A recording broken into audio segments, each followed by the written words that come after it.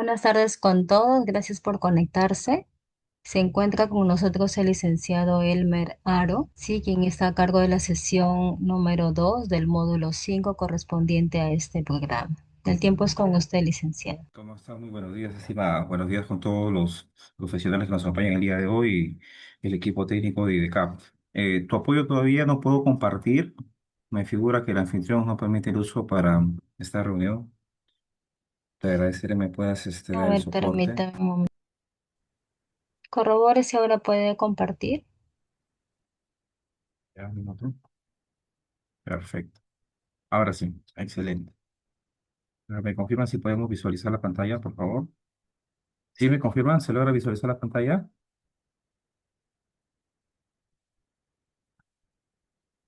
Hola. Sí, sí se observa. Ah, ya, excelente, excelente. Muy bien. Listo, nuevamente muy buenas tardes con todos ustedes. Hay que continuar con el caso se compartió la sesión anterior, solamente como recordatorio y reforzamiento de cómo deberíamos actuar nosotros como líderes en el área de salud ocupacional, ¿no? Independientemente de la carrera profesional de medicina, enfermería, psicología, trabajo social, técnico de enfermería, que pueden estar liderando cada una de las obras o proyectos en donde por ley se necesita equipo de salud ocupacional, ¿no? Recuerden que en la sesión anterior conversábamos acerca de las brigadas, ¿no? Las brigadas de primeros auxilios, las brigadas de evacuación o las brigadas de multipeligro, de cómo iban, de acuerdo a normativa, estas tener que organizarse, qué información o capacitaciones previamente teníamos que impartirles a cada uno de ellos, ¿no? Y en el momento del momento, tras entrenamiento de simulacros, capacitaciones, sensibilizaciones o talleres, cómo nosotros deberíamos actuar con el equipo que tengamos en el puesto caso de un accidente real, ¿verdad? Una contingencia real. Bien, ¿qué mencionaba el caso, no? Y usted es el jefe de seguridad en la construcción de un hospital nivel 2-1, la cual es una obra por impuestos. Cuenta con un equipo de 5 supervisores de seguridad y 3 asistentes SOMA, ¿no? Desde ahí nos damos cuenta que si estamos en un hospital nivel 2-1, va a tener una infraestructura posiblemente de 3 a más pisos, es lo primero, es una obra de gran envergadura. No es la construcción, una construcción inmobiliaria, quizás de una casita, un par de departamentos, ¿no? Es una construcción civil de mayor envergadura, ¿no? Tenemos 5 supervisores de seguridad, son aquellos que son profesionales titulados, ¿no? Con especialidad en seguridad y que tienen la potestad de poder firmar documentación afín. Los asistentes SOMAS son también personales entrenados, no todos ellos titulados, pueden ser bachilleres, ¿no? Con la diversa formación o entrenamiento que hayan tenido en trabajos previos, ¿no? Ese es el análisis en estos dos primeros renglones, de los cuales solo 3 supervisores han tenido experiencia en una evacuación verdadera y solamente un asistente SOMA de la misma manera. Entonces, hasta ahí vamos a darnos cuenta que frente a una situación real, tenemos 4 profesionales, ¿no? 4 especialistas de seguridad entre supervisores y asistentes que podrían ser los primeros llamados en socorrer como parte del equipo de brigadistas de primeros auxilios o de evacuación, ¿no? Cuentas con 2 equipos de brigadistas, menciona. Uno para evacuación y otro para primeros auxilios. Muy bien, excelente. Eso significa que tú ya teóricamente, según el caso, ya has entrenado tanto a tus brigadistas de evacuación como a los de primeros auxilios, ¿verdad? Muy bien. La obra el día de hoy estaba realizando labores de izaje, subiendo material de casi 1 tonelada hacia el piso 4. Muy bien, entonces hay que tener en cuenta que tenemos una maquinaria de minería que está haciendo labores de izaje, es decir, haciendo el sostenimiento de materiales, equipos, posiblemente con un pesaje de 1 tonelada aproximadamente, ¿no? Entonces te das cuenta que es una actividad de muy alto riesgo, posiblemente haya zonas restringidas durante la actividad o tareo de esta maquinaria, ¿verdad? Te vas a tener tu rigger, posiblemente también estar los supervisores de seguridad justo o posicionados al lado de esta actividad de construcción de alto riesgo, ¿no? Continuemos. Justo en el piso en el que aún están colocando el cableado y soportes para la instalación del ascensor. Hasta ahí nos quedamos. ¿Qué significa ello? Que si en el caso yo quisiera eh, que acudan mis brigadistas, ¿no? Frente a alguna contingencia real o simulacro, que por más tenga yo no cuento con ascensor. Es lo primero. Y segundo, que si no hay ascensor todavía, posiblemente estemos dentro del primer año o segundo año aún de la construcción de esta obra por impuestos, ¿verdad? O sea, todavía queda mucho por rebanar en la construcción de este proyecto, que normalmente se entregan en 4 a más años tras iniciado el expediente técnico, ¿no? Continuemos. Aún se están colocando las tuberías contra incendios, es un buen dato, ¿no? Significa que frente a un amago, un incendio real, realmente no podemos contar quizás con la activación automática, ¿verdad? Esas tuberías contra incendios que podemos ver nosotros en los moles, en los centros comerciales, entre otros, ¿no? Doctor, entonces definitivamente yo debo contar con mis extintores, claro que sí. Tus extintores deberían estar posicionados según la ubicación de tus estaciones de emergencia comprendidos en tu mapa del proyecto de construcción. Continuemos. Y solo existe desde ese piso hacia el segundo soportes de madera y fierro en la periferia de los pisos, lo mismo que en la posición de las barandas de las escaleras solo maderos. ¿Qué quiere decir? Que nuevamente que si yo quisiera llegar a ese cuarto piso, tengo que tener mucho cuidado con mis brigadistas y también mi persona como profesional de la salud que va a llegar en ese momento a interactuar con el accidentado, en que yo no voy a contar con esas barandillas que normalmente son las metálicas, las ya terminadas, solamente son maderos por el momento provisionales, pues todavía están en labores de construcción esa obra de gran envergadura, así como también la periferia del cuarto piso no tengo, digamos, las paredes culminadas, ¿no? La parte periférica de todo ese cuarto piso, lo cual va a implicar de repente algunas dificultades para poder utilizar de repente en un momento de una evacuación, una canastilla tipo cucharón, entre otros, ¿no? Muy bien, continuemos. Recién adquiriste una nueva sirena de emergencia con un pitido característico. Excelente, hasta ahí vamos muy bien. Tanto para simulacros como para casos reales, de lo cual ya capacitaste a todo el personal de la obra en reconocerlo. Quiere decir que tú como encargado de salud ocupacional, o en este caso, como dice caso, tú eres el jefe de seguridad, tú ya hiciste tú necesidad, presentaste tu documento de la necesidad de esta sirena y definitivamente dentro del perfil técnico o la ficha técnica del producto, tú has considerado que tenga dos sonidos diferenciados. Y eso es muy bueno, porque con eso tú ya tras entrenar a todo tu proyecto, a todos los obreros y staff, ellos ya van a saber por la identificación sonora decir, uy caramba, este es un simulacro, actuamos. Y si fuese un caso de vida real, con mayor razón debemos participar el 100% de los presentes en turno. Muy bien, dice, de lo cual capacitar a todo personal de la obra en reconocerlo. Asimismo, cuentas con radios, con comunicación directa con el personal de seguridad y resguardo, los cuales están entrenados para activarlo, ¿no? Muy bien, entonces no contamos quizás con la dificultad de decir, doctor, quizás yo recuerdo que he trabajado antes en construcción civil y bueno, ¿no? De repente en la zona de los pueblos jóvenes, en la zona más alejada de la periferia, del poblado mismo, se construyen los proyectos, entre ellos colegios y hospitales, ¿verdad? Eso es cierto. Y doctor, yo recuerdo que en esos entonces había la dificultad para tener la línea operativa, distintamente del operador. Entonces te das cuenta que en este caso, tú como ingeniero o jefe de seguridad ya has tenido la adelantarte en los pasos y tener walkie-talkie o radios para poder tener comunicación a todo nivel, ¿no? Tanto con tu personal de seguridad y resguardo. ¿Quiénes son ellos? Los famosos porteros que están en la garita, en la puerta de entrada uno, puerta de entrada 2, para que tú puedas tener una comunicación directa, ¿no? Inclusive, en muchos de los proyectos se estila que en algunos pisos estratégicos, o de ser posible en todos, tengamos un walkie-talkie, una radio convencional, ¿no? Ya programada con la frecuencia en la cual tanto el área de salud ocupacional como de seguridad va a tener conocimiento frente a una contingencia. ¿Qué quiere decir? Yo soy obrero, obrero fierrero. Estoy en el piso 4, veo que mi compañero se lesionó, se cayó, hay un ligero sangrado a nivel del miembro inferior derecho. Entonces, yo ya tengo conocimiento porque tengo un mapa de distribución tanto de mis estaciones como de estos equipos de comunicación y yo ya lo coloco, lo cojo como obrero y empiezo a comunicar a mi equipo de salud ocupacional o a mis brigadistas para que puedan actuar de inmediato, ¿no?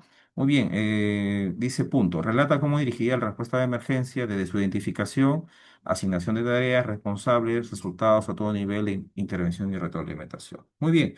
Entonces, lo primero que debemos hacer, estimados compañeros, profesionales de la salud, es que tú ya has tenido tu entrenamiento con tus brigadistas, has tenido entrenamiento con tu equipo de seguridad y de salud, ¿verdad? Muy bien, entonces, lo primero es que, doctor, ellos ya saben cómo contener una hemorragia, cómo hacer RCP, cómo inmovilizar de repente un miembro con sospecha de fractura, pero ese es el accionar ya propiamente dicho, quizás del profesional de la salud, ¿no? Los brigadistas te van a cumplir llevándote la camilla rígida, trayendo el botiquín de primeros auxilios y dando unas maniobras iniciales, valga la redundancia, de primeros auxilios hasta que tú como profesional de la salud vengas y definitivamente tomes el relevo de la continuación de las maniobras de reanimación, ¿no?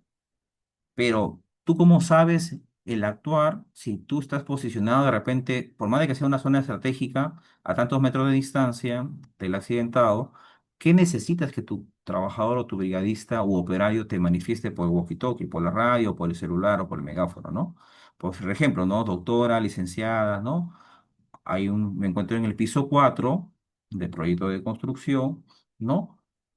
La zona o taller de ferretería de repente o de carpintería, donde hay un paciente varón tendido en el suelo de aproximadamente 40 años de edad. Se encuentra con el arnés de seguridad y al ladito hay dos pisos o dos niveles, mejor dicho, del andamio, donde aparentemente se ha roto el tambor retráctil o la línea de vida, ¿no? Y el paciente se encuentra posicionado a un medio metro, ¿no? De ese andamio.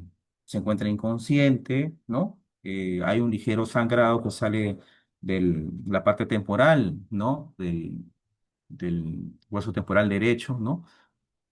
El paciente no responde a estímulos, ¿no? Y se encuentra una posición no anatómica del miembro inferior, por ejemplo, izquierdo, ¿no?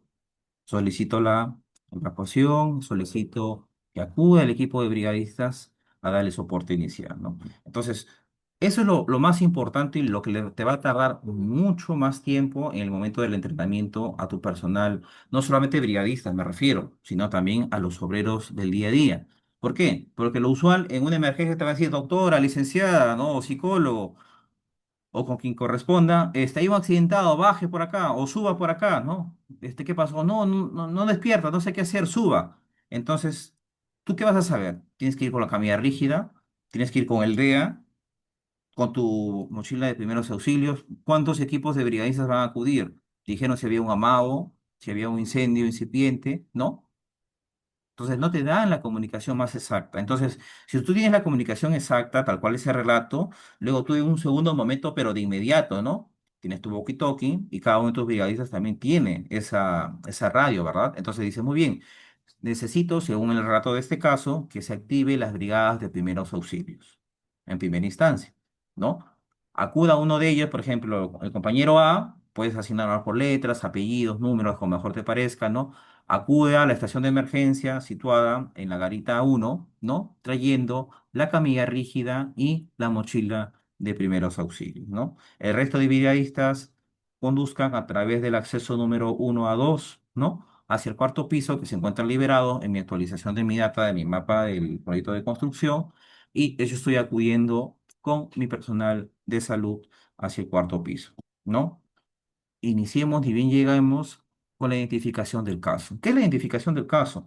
Entonces, tu brigadista, parte de ese equipo, se fue a la estación de emergencia. Traen la camilla rígida, traen la mochila de primeros auxilios. ¿Por qué camilla rígida? Porque desde el momento que yo estoy pensando que el paciente, según el relato del obrero, ha caído de un andamio de dos cuerpos, ¿no? Y hay una posición no anatómica en el miembro inferior derecho y no despierta, hay un trauma. Definitivamente que hay un trauma. Independientemente que haya todo, trauma de cabeza, trauma del fémur, de repente tibia, peroné, pero el paciente, debido a ese accidente, ¿va a poder desplazarse por sí mismo? No. Entonces yo necesito la camilla rígida con todos los implementos que se sobreentienden, ¿no? El spader, y el embolizador cervical, ¿no? Y todo lo que ya conocemos.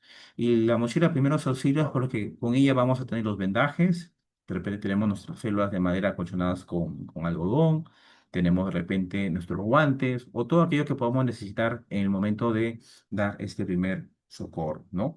Ahora, no sé, este texto, doctor, no me dice cuántos miembros tiene mi equipo de brigadistas. De repente los brigadistas de primeros auxilios solamente son tres. Y tú eres la ingeniera de seguridad y tienes de repente un personal también de enfermería, en tópico.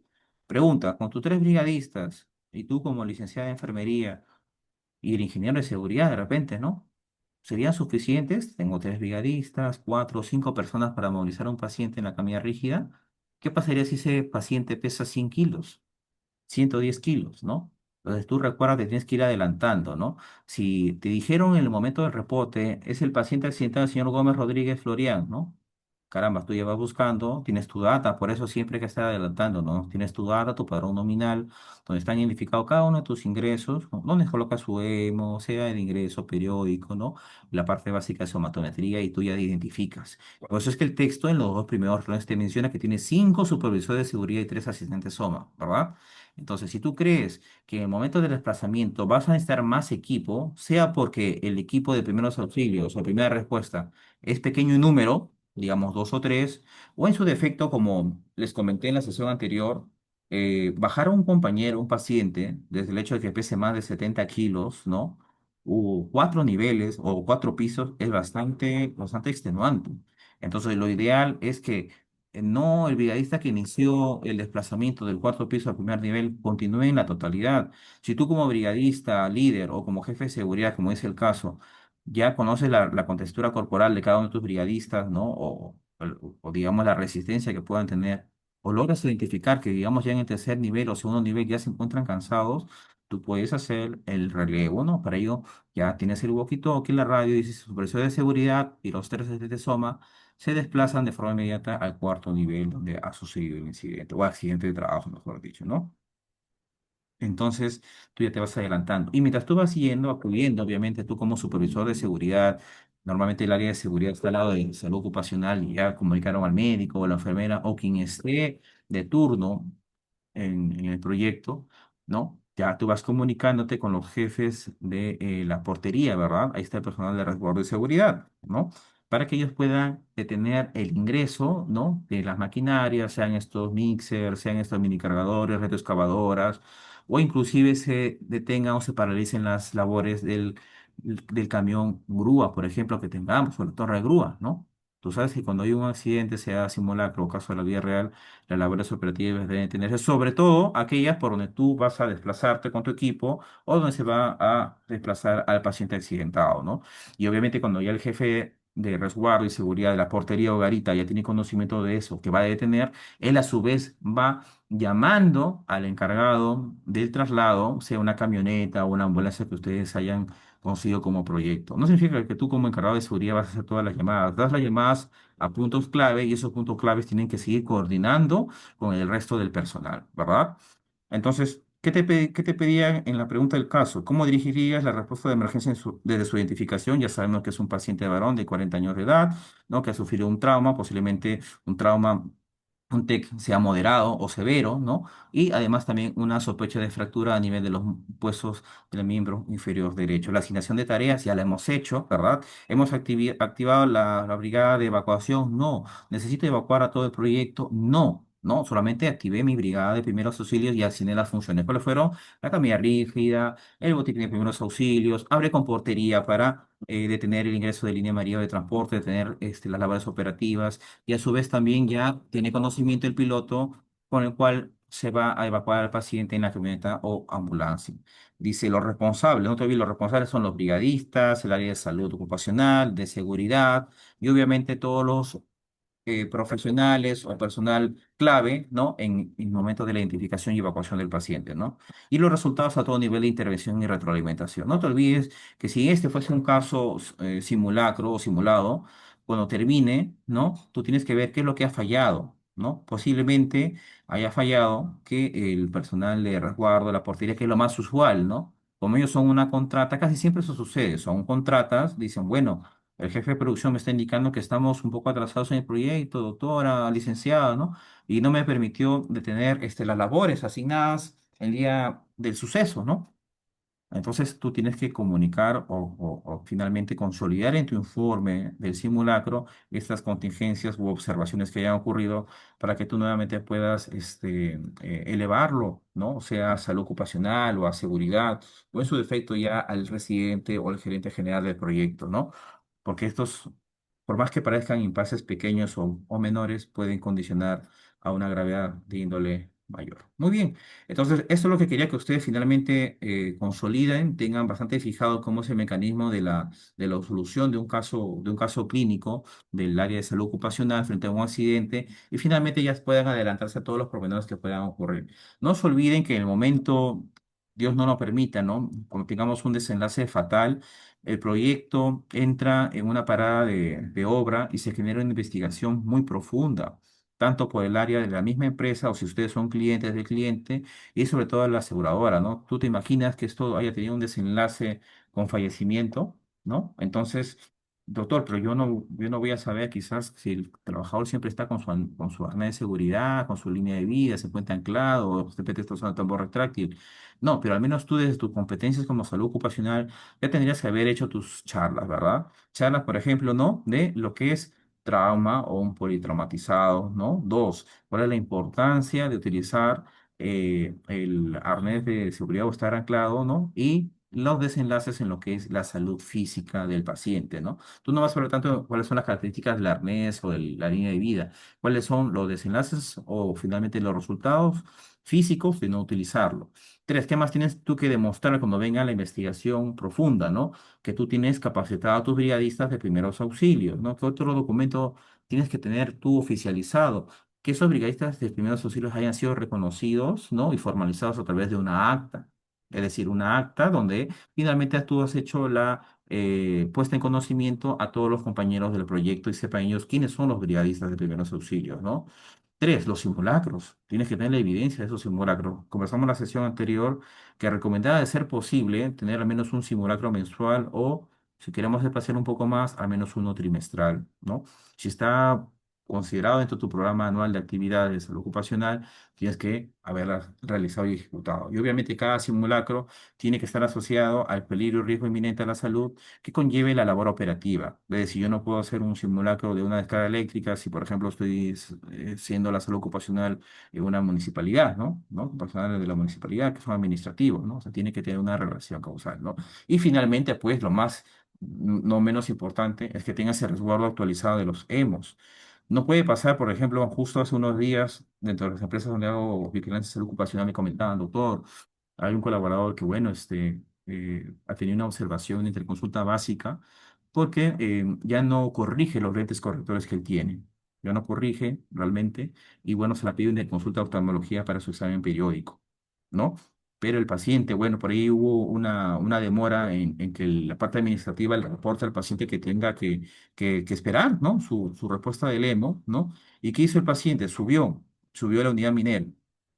Entonces me acuerdo que le comunico yo inmediatamente al SOMA, ¿no? Porque la relación de las interconsultas las comparto yo en la área administrativa para que los administrativos le digan directamente al trabajador y obviamente el trabajador tenga las indicaciones correspondientes, ¿no? Pero en vista de esta observación, le indico a seguridad y seguridad, muchas veces los compañeros, los amigos del área que son siempre muy especialistas, pero piensan que quizás, ¿qué es un emo? ¿Qué es tener sus lentes o no tener los lentes? ¿Qué tanta repercusión puede haber, no? Entonces le comuniqué, mire, estimado, ¿tú qué es lo que proyectas? Proyecto, doctor, que en su próxima bajada, que le faltan 15 días, él baje y pueda tener el compromiso de pasar al oftalmólogo y obviamente le den su nueva medida de corrección, ¿no? De agudeza visual y por ende pues se compre sus lentes. Entonces le decía, mire, estimado, si es que en estos 15 días que dices tú esperar al paciente, eh, pasa un suceso, un accidente, ¿no? Y tengamos que evacuar al paciente, date cuenta que el paciente, por más que tengamos el SSTR institucional, va de la mano con el reporte de los hemos actualizados de cada paciente, ¿no? Entonces, si no tengo un M en un colaborador, significa automáticamente que no tienes STR, ¿no? Actualizado al menos, ¿no? Doctor, pero si yo conozco a la Bror, que no sé qué. Si es un accidente de gravedad alta, o pero un fallecimiento, ¿tú crees que el broker va a querer decirte muy bien, tú eres mi amigo o mi amistad? Bueno, hay que activar el seguro y ver qué soporte le podemos dar como aseguradora. No, falso. Entonces, ingeniero de seguridad, yo le comento que esta responsabilidad, si es que usted decide que el paciente o colaborador permanezca en la unidad minera, ya comenté los pormenores de lo que pudiera ocurrir, ¿no? Mi responsabilidad como médico ocupacional es ponerte en auto de lo que podría pasar en el peor de los escenarios, ¿no? Y por otro lado, si es que subiera a la unidad minera personal de fiscalización, FIL o quizás otra entidad regulatoria, y hace un sondeo aleatorio y el paciente no se encuentra con un emo vigente, es una penalidad, una observancia, una no conformidad grande, ¿no?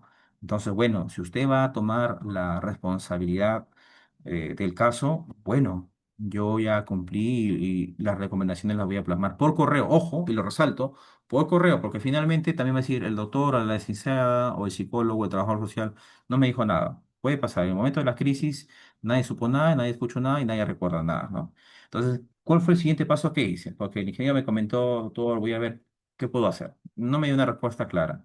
Hablé con el área administrativa y nuevamente enfaticé lo mismo que conversé con el de seguridad. Y ellos, evidentemente, como siempre tú tienes que poner el comparativo, la multa, el riesgo latente de no poder tener un seguro activo frente a una emergencia o accidente. Ellos tomaron la decisión de llamar inmediatamente al colaborador, ¿no? A través del área de producción de la unidad minera y bajó de inmediato el pacientito a poder culminar con su observación a través de la interconsulta de oftalmología, ¿no? Entonces ustedes tienen que abogar, estimados colegas y compañeros, a todo nivel, ¿no? Si es que el área de seguridad no hay una respuesta objetiva o aterrizable, tienen que también coordinar con el área administrativa, pero ustedes ya cumplieron con las escalas, fueron con su jefe SOMA y después también cumplieron con poner, no con el hecho de decirle, si el ingeniero no me hizo caso o no siguió mis recomendaciones, simplemente poner en conocimiento de la situación, porque ustedes como administrativos también necesitan tener los pormenores de lo que podría ocurrir, ¿verdad? Entonces no se olviden siempre tener la documentación o la evidencia de las recomendaciones a la mano, ¿no? Ahora, vayamos a la parte ya de la sesión del día de hoy, ¿no? Que está asociada a la temática a primeros auxilios aplicados en el entorno de trabajo y también las coordinaciones con entidades externas en el momento de un accidente de trabajo, ¿no? Muy bien, entonces para los primeros auxilios aplicados en el entorno de trabajo, yo quise comenzar con la temática de planificación y ejecución de simulacros, ¿no? ¿Qué importancia tenemos de la planificación y sobre todo de la ejecución de los mismos, ¿no? Que se va a dar una reducción de la accidentabilidad. ¿Por qué motivo? Porque el trabajador o el equipo de brigadistas y los actores, llamemos entre comillas los actores, los que simulan ser accidentados. ¿Tú crees que el compañero tras tú haber plasmado el guión, llamémoslo guión, de un paciente que está en un tercer cuerpo de un andamio y sufre una caída, o de repente un trabajador que no es el profesional designado a trabajar con el tablero eléctrico, lo manipula y tiene una descarga? ¿Tú crees que tras él tener conocimiento de esas escenas simuladas, no le va a comentar a sus compañeros de trabajo, uy, sí, la licenciada me enseñó esto, que no debo hacer esto, o el profesional de psicólogo me mencionó lo otro, que es el encargado de salud ocupacional, o el médico, y les van a comentar a los compañeros, ¿no? El momento del almuerzo, el momento en que están en los campeadores, el momento del descanso, ¿no? De los días libres. Entonces, esa comunicación por grupos va a empezar a diseminarse por cada uno de los frentes de trabajo. Entonces, con ello va a aumentar, ¿no? La reducción de la accidentabilidad en el proyecto en el cual tú tengas la asignación en salud ocupacional. Dos, incrementa la confianza de los clientes. ¿Qué sucede? Si el cliente viene, ¿no? Puede ser, por ejemplo, el cliente de Antamina, está trabajando con una constructora X, ¿no? Con una empresa X, y dice, "Ay, caramba, ya pasaron un año, 2 años, 3 años del proyecto y no vio ningún accidente de trabajo, o si es que ha habido sucesos, han sido incidentes menores, ¿verdad? Entonces aumenta la confianza de los clientes, que es una empresa donde el área de salud y seguridad en el trabajo trabajan de forma consolidada, de una forma sólida, y evidentemente el resultado de ello es cero accidentes, ¿no? Aumenta la moral de los trabajadores. Si tú estás, por más de que digan qué es peso el doctor, qué es peso la enfermera, qué pesado que es el técnico, el psicólogo, el trabajador social, yo pienso que el éxito de una capacitación o de un trabajo, porque tengan la seguridad, de repente ya lo han vivido, cuando ustedes van a campo y tienen que hacer su charlita, quizás por grupos, o hacer una capacitación, una retroalimentación, los trabajadores, los obreros, independientemente del tipo de empresa, sea constructora, pesquera, minería, ellos van a ver como una interrupción y una pérdida de tiempo, aunque no lo crean. Ellos lo van a ver, es su idea ya preconcebida, ya vino el personal, nos va a hacer detenernos 10 minutos, 15, me va a demorar más, ¿no? Pero yo pienso que el secreto de lo que he podido ya aprender en estos años de salud ocupacional es la forma en que tú los abordas a los compañeros, ¿no? Yo creo que con palabras claras como diciendo, estimado equipo uno, por ejemplo, o estimados compañeros de acá de frente de carpintería. Lo que acá busco con ustedes es que ustedes tengan conocimiento de lo mínimo necesario, de lo más básico, para evitar que ustedes se enfermen, se accidenten y finalmente lleguen a casa con una salud física y mental íntegra. Porque tú esperas llegar a casa para ver a quién, a tu esposa, a tus hijos, a tus padres, ¿no? A tus seres queridos. Mi único trabajo acá es evitar que se vaya a dar un daño a tu salud física o mental. Con esa frase bastante, obviamente, amigable, ¿no? Que le puedas tú traducir al colaborador, ¿no? Al grupo de frente de trabajo, ellos van a tener buena accesibilidad contigo. Pero también tienes que ir tú de la mano con que no te vas a explayar. De repente, si estás haciendo esta interrupción de labores, digamos, a las 10 de la mañana o si en la mañana, pues, frente a tu programa, no te vas a tomar media hora en sensibilizarlos, ¿no? Estamos hablando ya no de capacitaciones, porque las capacitaciones son ya programadas y están antes de que se inicie el proceso de producción del día, ¿verdad? Del tarea. Entonces tú debes tener unos 10 minutos, más o menos un periodo prudente, en que de forma rápida y concisa les hagas entender qué es lo que tú buscas, ¿no? Y cómo, y qué esperas por parte de ellos en la aplicabilidad, ¿no? Y ellos qué van a esperar de ti como enfermera, como técnico de enfermería, como médico en el momento de la resolución del caso. Y lo vas a tener como aliados. Ten la seguridad que lo vas a tener como aliados. Muy bien. Otro, incrementa la productividad. Y eso va de la mano porque si no tengo horas, hombre, producidas, dejadas de producir, ¿no? Por los hits o los descansos médicos, obviamente la productividad va a seguir manteniéndose al ritmo esperado. Y por último, vas a tener trabajadores sanos porque no están post-accidentados. Porque post-accidentado, ¿qué sucede? Tuvo 2 meses de descanso médico posiblemente por un esguince de tobillo grado uno, ¿no? Tuvo un abordaje inicial con traumatología y luego con el médico fisiatra tuvo algunas sesiones de terapia física, no significa que el trabajador desde que ya tiene el alta dice, muy bien, Luis Rodríguez, ingresa a tu frente de trabajo como oficial andamiero, ¿no? No, tú vas a iniciarlo, en la gran mayoría de los casos, porque depende también del diagnóstico del accidente, con un trabajo restringido, con una limitación funcional de las tareas que normalmente él tenía en el día a día. Entonces la productividad es la misma, falso, ¿no? Pero si tú evitas que pasen los accidentes, la productividad obviamente se mantiene o hasta inclusive aumenta, ¿no? Reduce los costos del ausentismo laboral, porque no se olviden que hay periodos en que el seguro es pagado los días de descanso médico por la entidad prestadora de servicios de salud y en otros momentos, cuando ya sobrepasa cierta cantidad, por el empleador, ¿verdad? Reduce las primas de seguros y multas, como ya lo hemos conversado también en algún momento. Si yo soy la aseguradora X y veo que la empresa Pepito Sac, ¿no? Cada vez este año tuvo 2 accidentes reportados, el otro año tuvo tres, el otro año tuvo seis. Las primas de los seguros van a aumentar, ¿no? Para tu empleador y eso no es conveniente, obviamente, en la parte de la estimación de costos programados anuales, ¿no? Y eso forma parte de tus indicadores de gestión, del proceso y del impacto. Entonces, para que tú tengas un buen simulacro, la ejecución de lo mismo, debes planificar cuáles son los objetivos y metas, qué lo quieres lograr con ello, cómo lo voy a hacer, ¿no? El hacer es la parte más compleja, aunque no lo creas porque va a involucrar la parte presupuestal. Yo no puedo hacer un simulacro, por ejemplo, si no me dan guantes, yo necesito de repente hacer una intervención, digamos, de control de hemorragia si no tengo mis guantes, ¿no? De repente este jefe se le dice, doctora, licenciada, no tenemos presupuesto, ¿no? O quieres hacer tú de repente un simulacro de una parada cardiorrespiratoria, ¿no? Y lo ideal es que tú tengas un muñeco, ¿no? Tengas un muñeco simulador, ¿no? Independientemente de lo sofisticado que pueda ser, o quizás tú quieres llegar a un segundo nivel y utilizar el DEA, ¿no? Áreas de entrenamiento. Entonces, ¿qué pasaría si no te proveen tu proyecto de los mismos?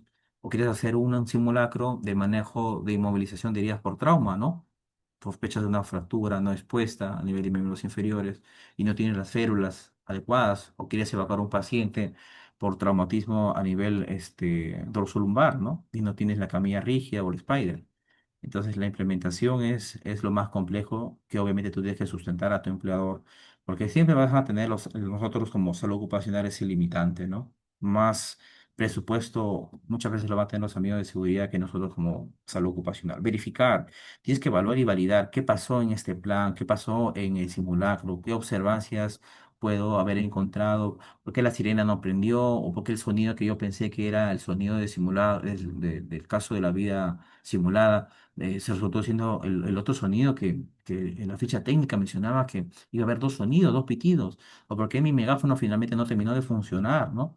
O qué ocurrió, por qué no utilizaron en el cuarto piso del simulacro el walkie-talkie que yo ya les había entrenado, qué pasó, cambiaron de frecuencia, la batería, quién se encargaba de ello, ¿no?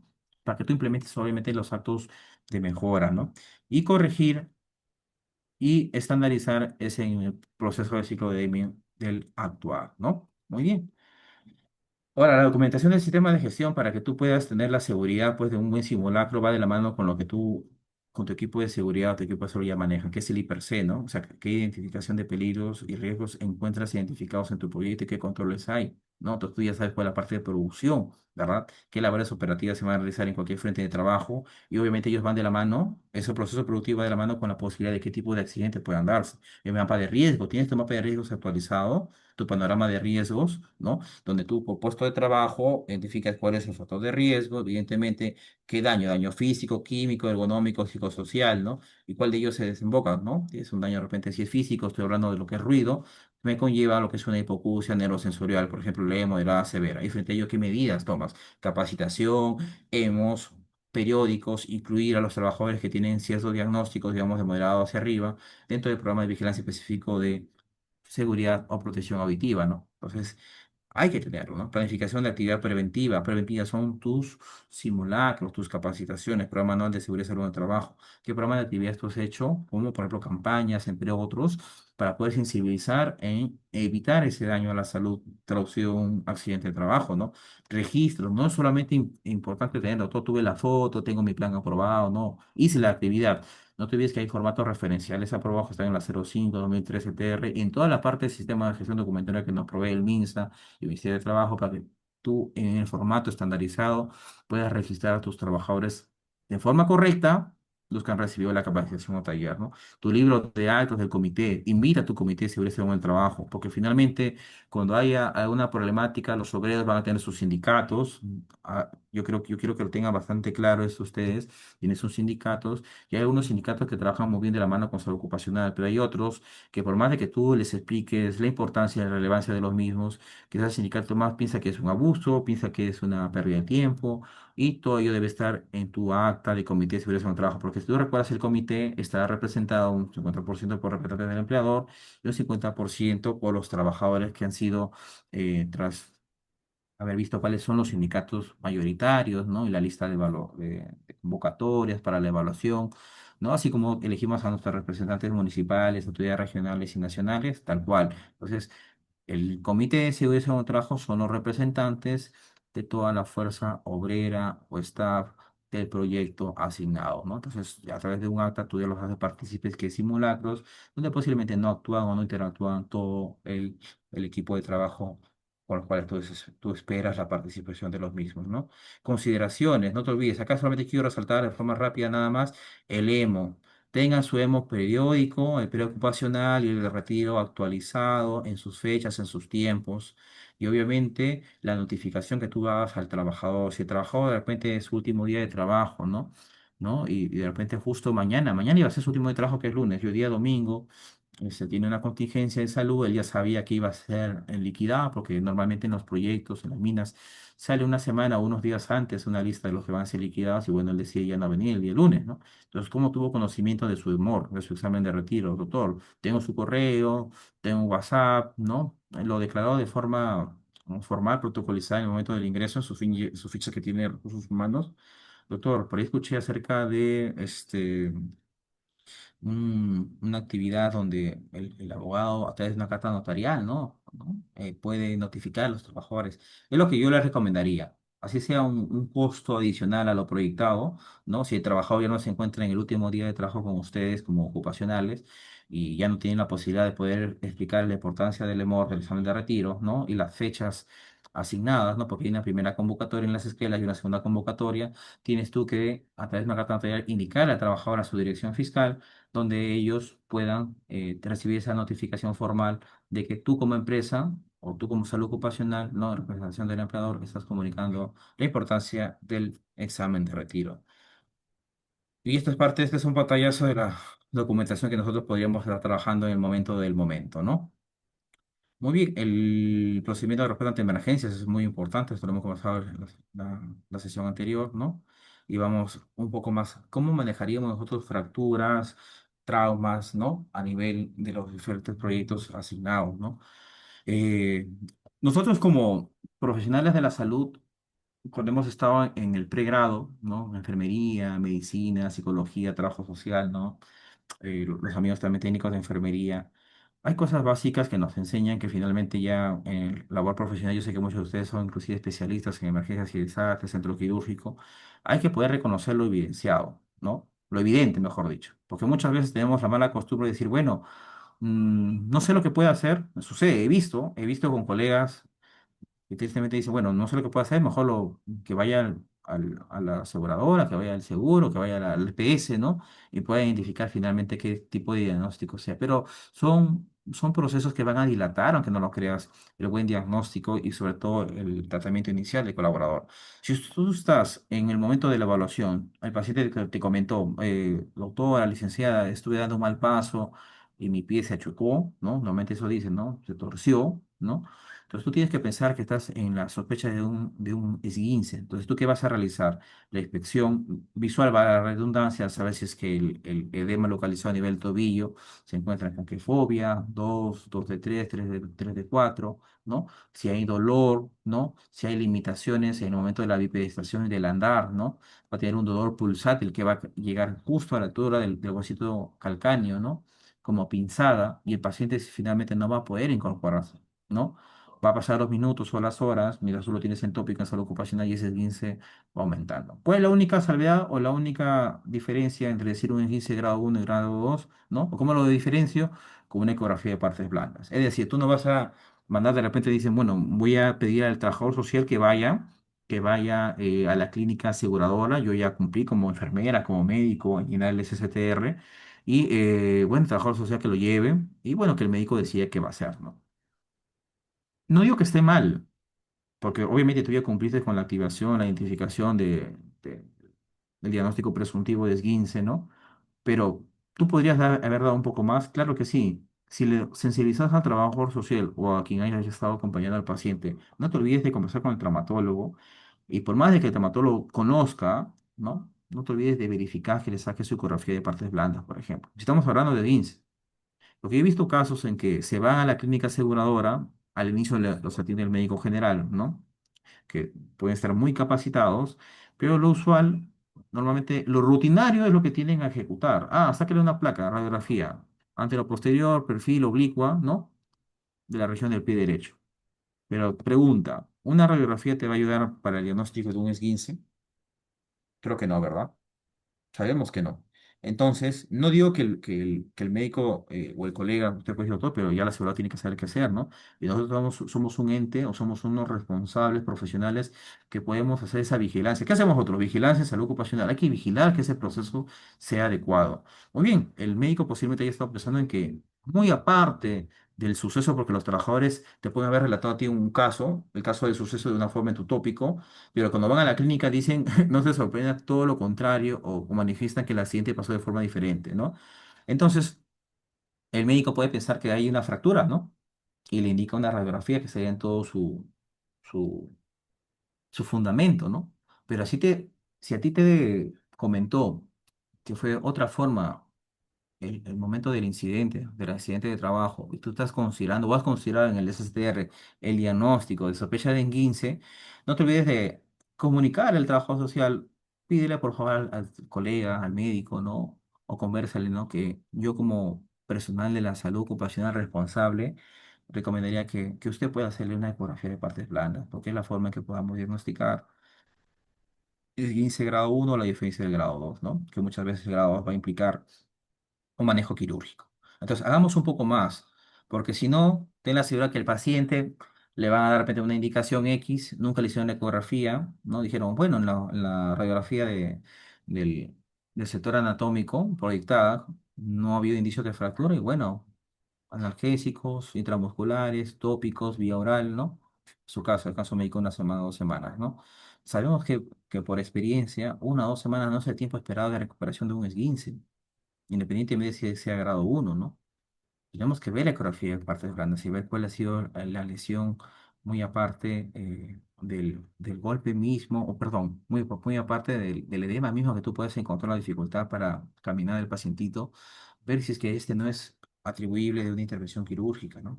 Porque lo peor es que tenga un alta y tengas que volver a la clínica para discutir nuevamente, profesionalmente me refiero con el colega, y vean nuevamente la activación del seguro y una intervención quirúrgica de repente después de 2 o 3 semanas que hayan pasado cuando posiblemente ya no vas a tener la misma respuesta anatómica por el paciente, ¿no?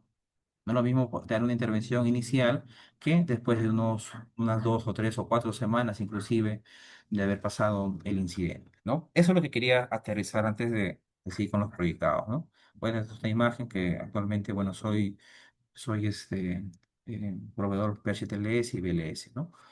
Muy bien. ¿Qué información debo proporcionar? Ah, y por ende, como les comentaba, en los perfiles actualizados, ¿no?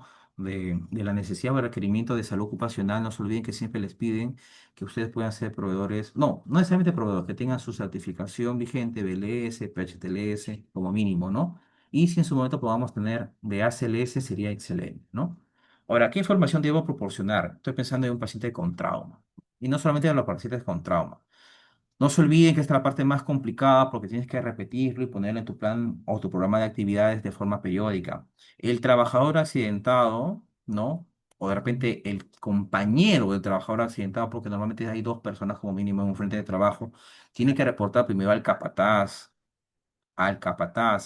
Y luego de que reporta al capataz, porque el capataz sabe cuáles son los procesos de producción, porque está en su tareo, ¿no? Está en su PET, de repente está en su IPERC, y obviamente van a saber, oye, ¿estuviste haciendo, compañero, lo que estaba designado como tu frente de trabajo, o estabas haciendo cualquier otra cosa menos lo que estaba aprobado o autorizado, según tu perfil técnico o profesional?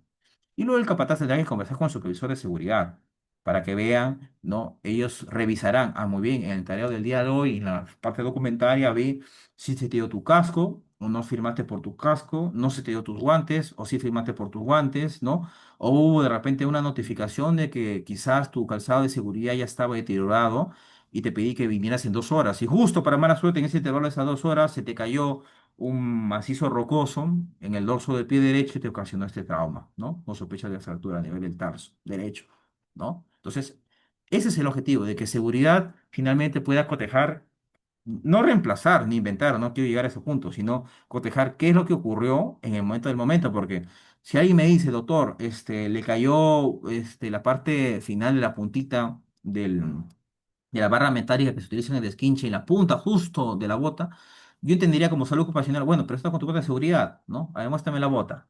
De repente en ese momento recién le están dando la bota correcta y digo, bueno, acá no veo ningún hallazgo de deterioro, de repente, o de algún indicio de impacto, ¿no? ¿No? De la barra metálica. Entonces tú dirías, oye, no ocurrió acá, ¿no? Posiblemente has llegado con esta lesión justo ayer ha sido tu último día libre, has llegado hoy día y posiblemente has llegado con la lesión, ¿no? O sea, nosotros como salud ocupacional también tenemos que estar tanto 50% viendo la importancia de vigilar que no se vulneren los derechos del trabajador para que tú puedas activar los seguros, la evacuación, sacar los implementos dentro del kit de primeros auxilios, como también el otro 50% es velar tú con la responsabilidad legal como salud, ¿no? Colaborar, no ser responsable legal, ojo, tú velar para que la parte normativa asociada a salud ocupacional se dé de forma correcta. Es decir, que no venga ningún trabajador quizás a sorprender a la empresa, ¿no? Que tuvo una lesión o se hizo una lesión en el trabajo cuando vino ya de sus días libres con una lesión ya preestablecida, ¿no? Y además, el supervisor de seguridad, con las palabras técnicas de los frentes de trabajo, va a poder entender de una forma más correcta, o mejor dicho, te va a poder explicar a ti como enfermera, como técnico de enfermería, como médico, trabajador social o psicólogo, qué fue lo que ocurrió con palabras o lenguaje sencillo en el momento del accidente. Ahora, ¿qué información se vea precisamente? ¿Qué estaba realizando? ¿No? ¿Qué fue lo que sucedió? Estaba realizando de repente un desatado de rocas, ¿ya? Soy operario de mina. Estaba haciendo un desatado de rocas. ¿Qué fue lo que sucedió? Mientras estaba haciendo mi desatado de rocas, ¿no? ¿No? Con mi barra metálica, un macizo rocoso cayó y empezó a rodar y finalmente llegó a impactar en mi pie derecho. Inclusive se montó una parte del mismo en torso, ¿no? Del pie derecho, ¿no? Cuando dice qué sucedió, coloco objetos, porque en algunos de los casos pueden pasar, te cayó un objeto, de repente eras un obrero oficial, ¿no? Que estás en un segundo cuerpo, al ladito de un segundo cuerpo de un andamio, y finalmente una barrilla metálica cayó y te impactó en el hombro derecho o en la cabeza.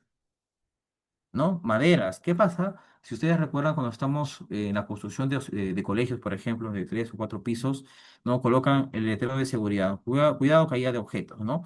Y como recordarán en el caso clínico, inicialmente se utilizan muchos maderos para poder dar la seguridad de la parte periférica de cada uno de los pisos, ¿no? Y en ese momento, los maderos pueden caer.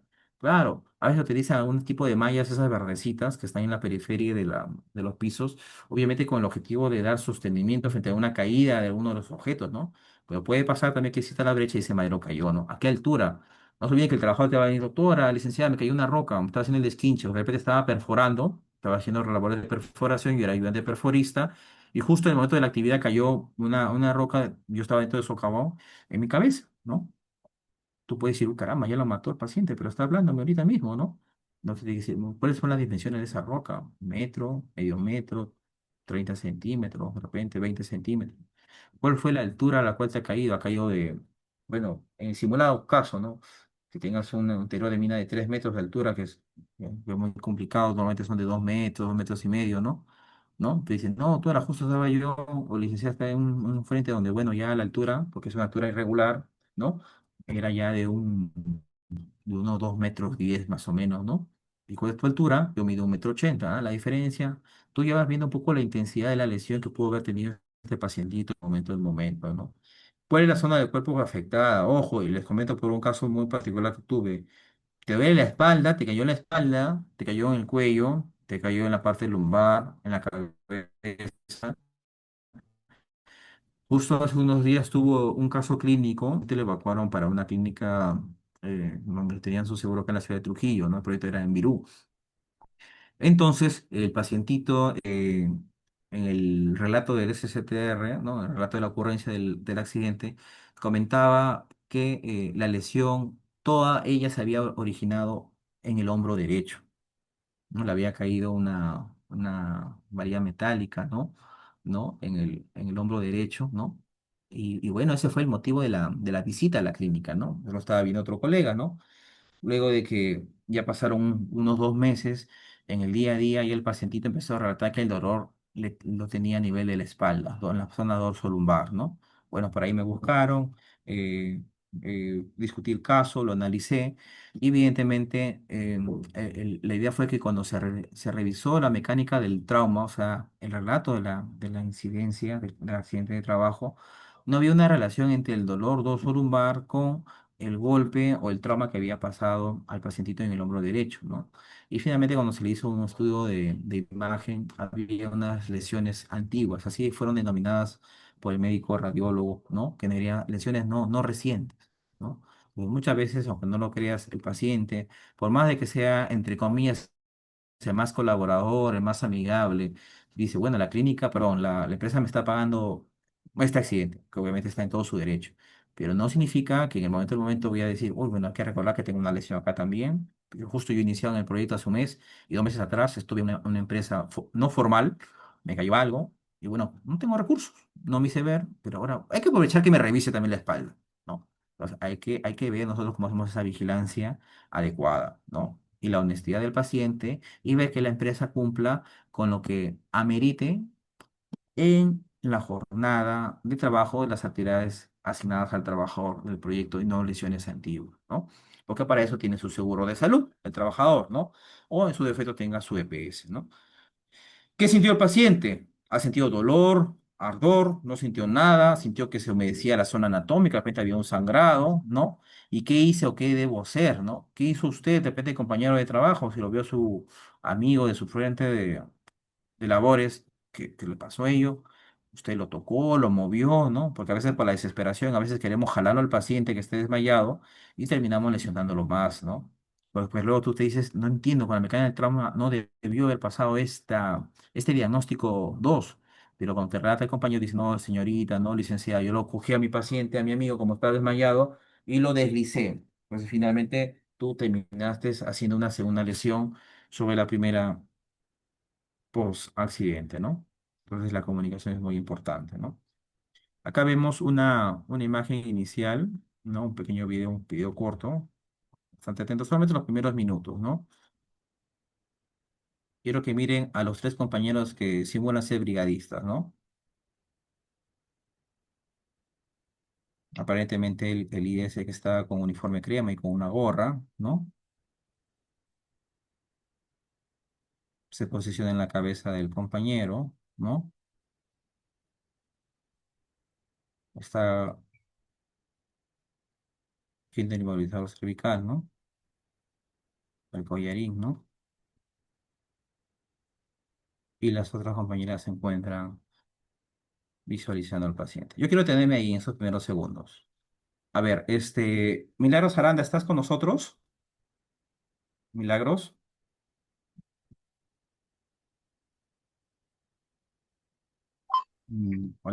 ¿Cómo estás, mi Sí, estimada doctor, Milagros? buenas noches. Buenas noches. Mira, hemos pasado cerca de solamente 10 segundos de este pequeño video, o si me pides lo puedo retroceder un poquito.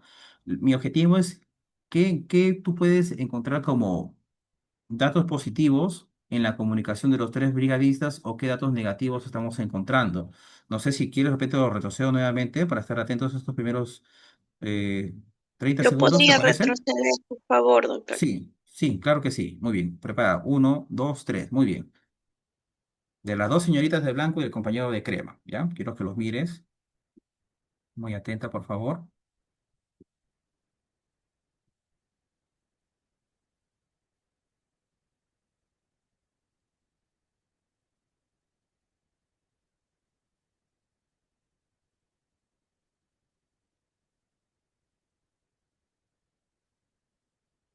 Ya, hasta ahí nos detenemos.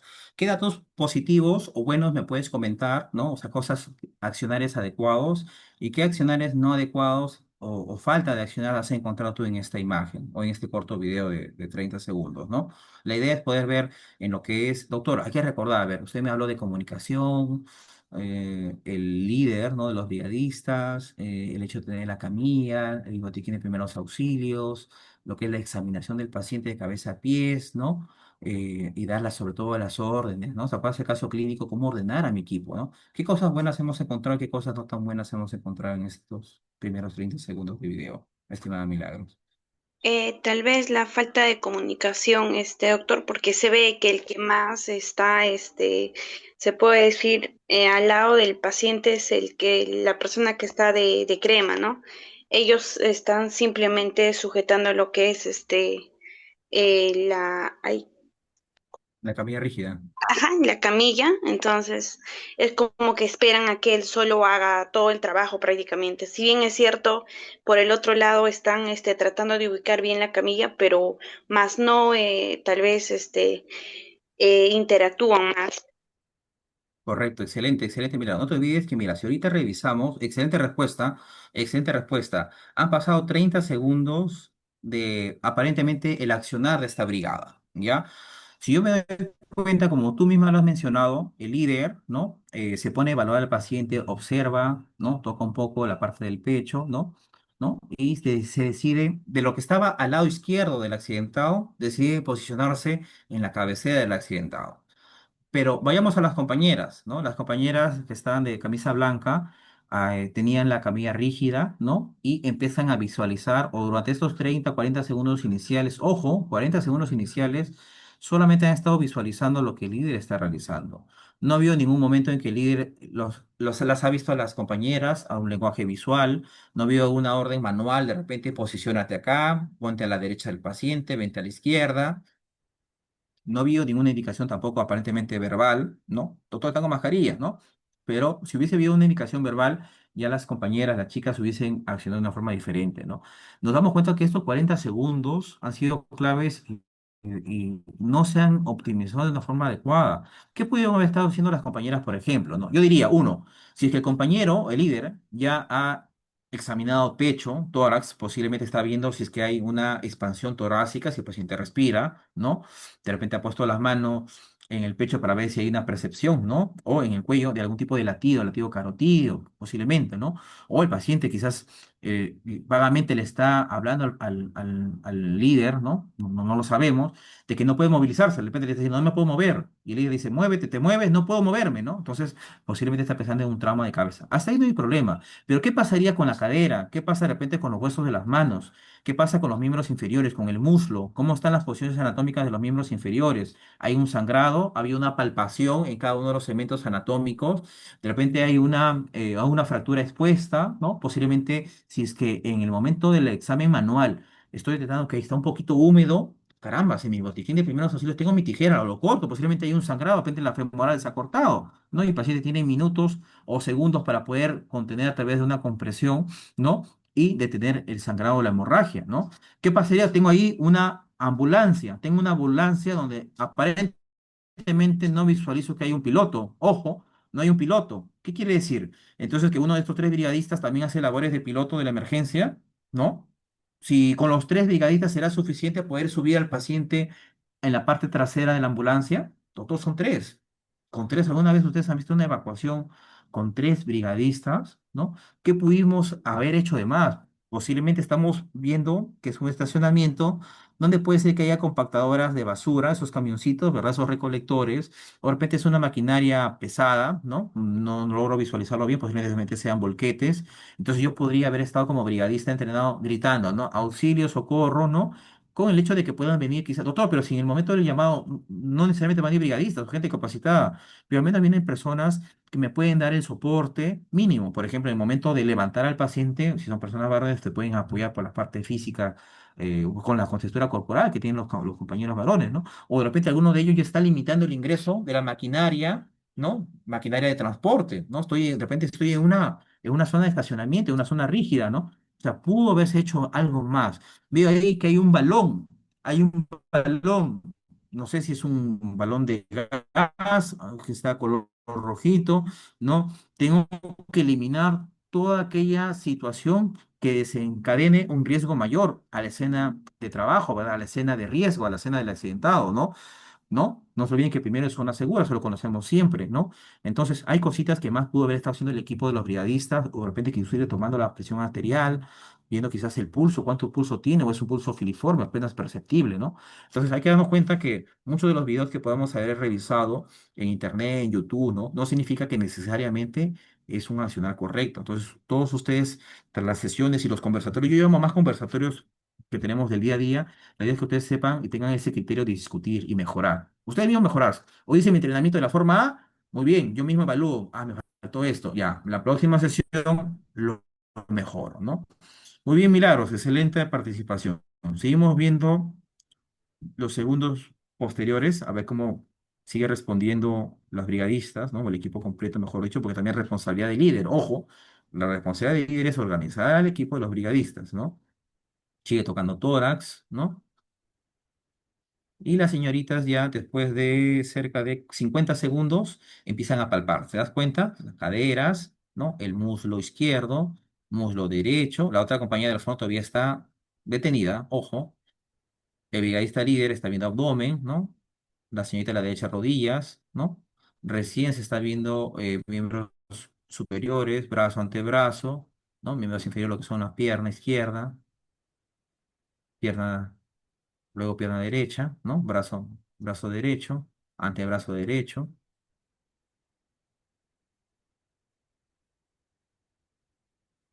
Todos están con sus guantes. Ese es un accionar positivo. Es lo único o una de las cosas que podría comentar como accionar positivo, ¿no? Entonces, ahí están colocando, ¿no? Una férula, ¿no? Porque están sospechando posiblemente que haya una fractura a nivel del miembro superior, tanto izquierdo como derecho, ¿no?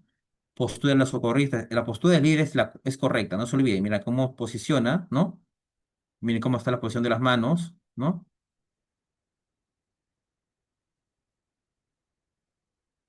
Ojo, ahí lo detengo nuevamente, lo detengo, ojo, lo detengo. Paola Taboada, ¿estás con nosotros? Paola.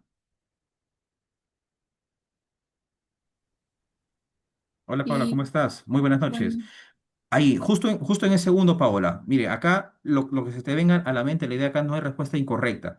El líder que está en la cabeza del paciente está posicionando, obviamente, la cabeza, porque lo que pretenden el equipo es todos lateralizarse, ¿no? Y las señoritas de blanco están posicionando una mano a nivel de hombro, otra mano a nivel de cadera, ¿no? Y la última que todavía la he tenido, posiblemente va a coger a nivel del tobillo. Mi pregunta es, en el momento en que giren de la brigadista 2, ojo, la brigadista que está en el medio, ¿estará bien la posición de la mano izquierda? O sea, ¿estará bien cómo está que aferra al paciente la mano izquierda de la brigadista? Mira ahí, mira el brazo del paciente accidentado. ¿Te ayudará? ¿Ayudará esa lateralización que va a realizar? ¿Qué opinas? creo que va a girar para su frente de ella para que pueda inmovilizar Correcto. el brazo que tiene ella Correcto, se lo va a agarrado. jalar. Correcto, o sea, lo va a Ujú. jalar y como decirte, te voy a abrazar, vamos a girar hacia mí. Pero no te Sí, olvides que el brazo derecho, que está con la férula, va a estar en el momento en que tú la lateralices, va a estar flotando, con un bamboleo. ¿A qué quiero aterrizar? que la mano, así como ha posicionado la mano derecha de la brigadista, ojo, estoy hablando de la brigadista, su mano derecha situando el hombro del paciente, la mano izquierda también de la brigadista del medio debería haber aferrado la mano del paciente, ¿no? Que está con la férula hacia su cadera, cosa que en paquete o en bloque giraban todos hacia la izquierda, porque si no, va a girar todo el cuerpo y el brazo va a quedar colgando o en un bamboleo, ¿no? Lo cual no va a ayudar, porque posiblemente va a caer contra el suelo y va a tener un segundo impacto al ya impacto predeterminado. A eso quería aterrizar. Muy bien, Paola. Excelente, excelente. Sigamos viendo.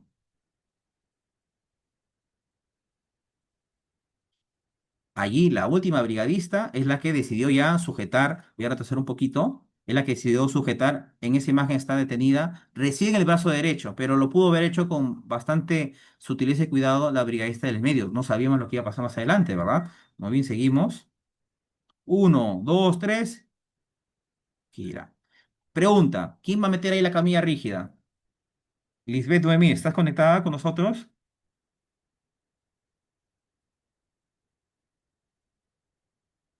Lisbeth.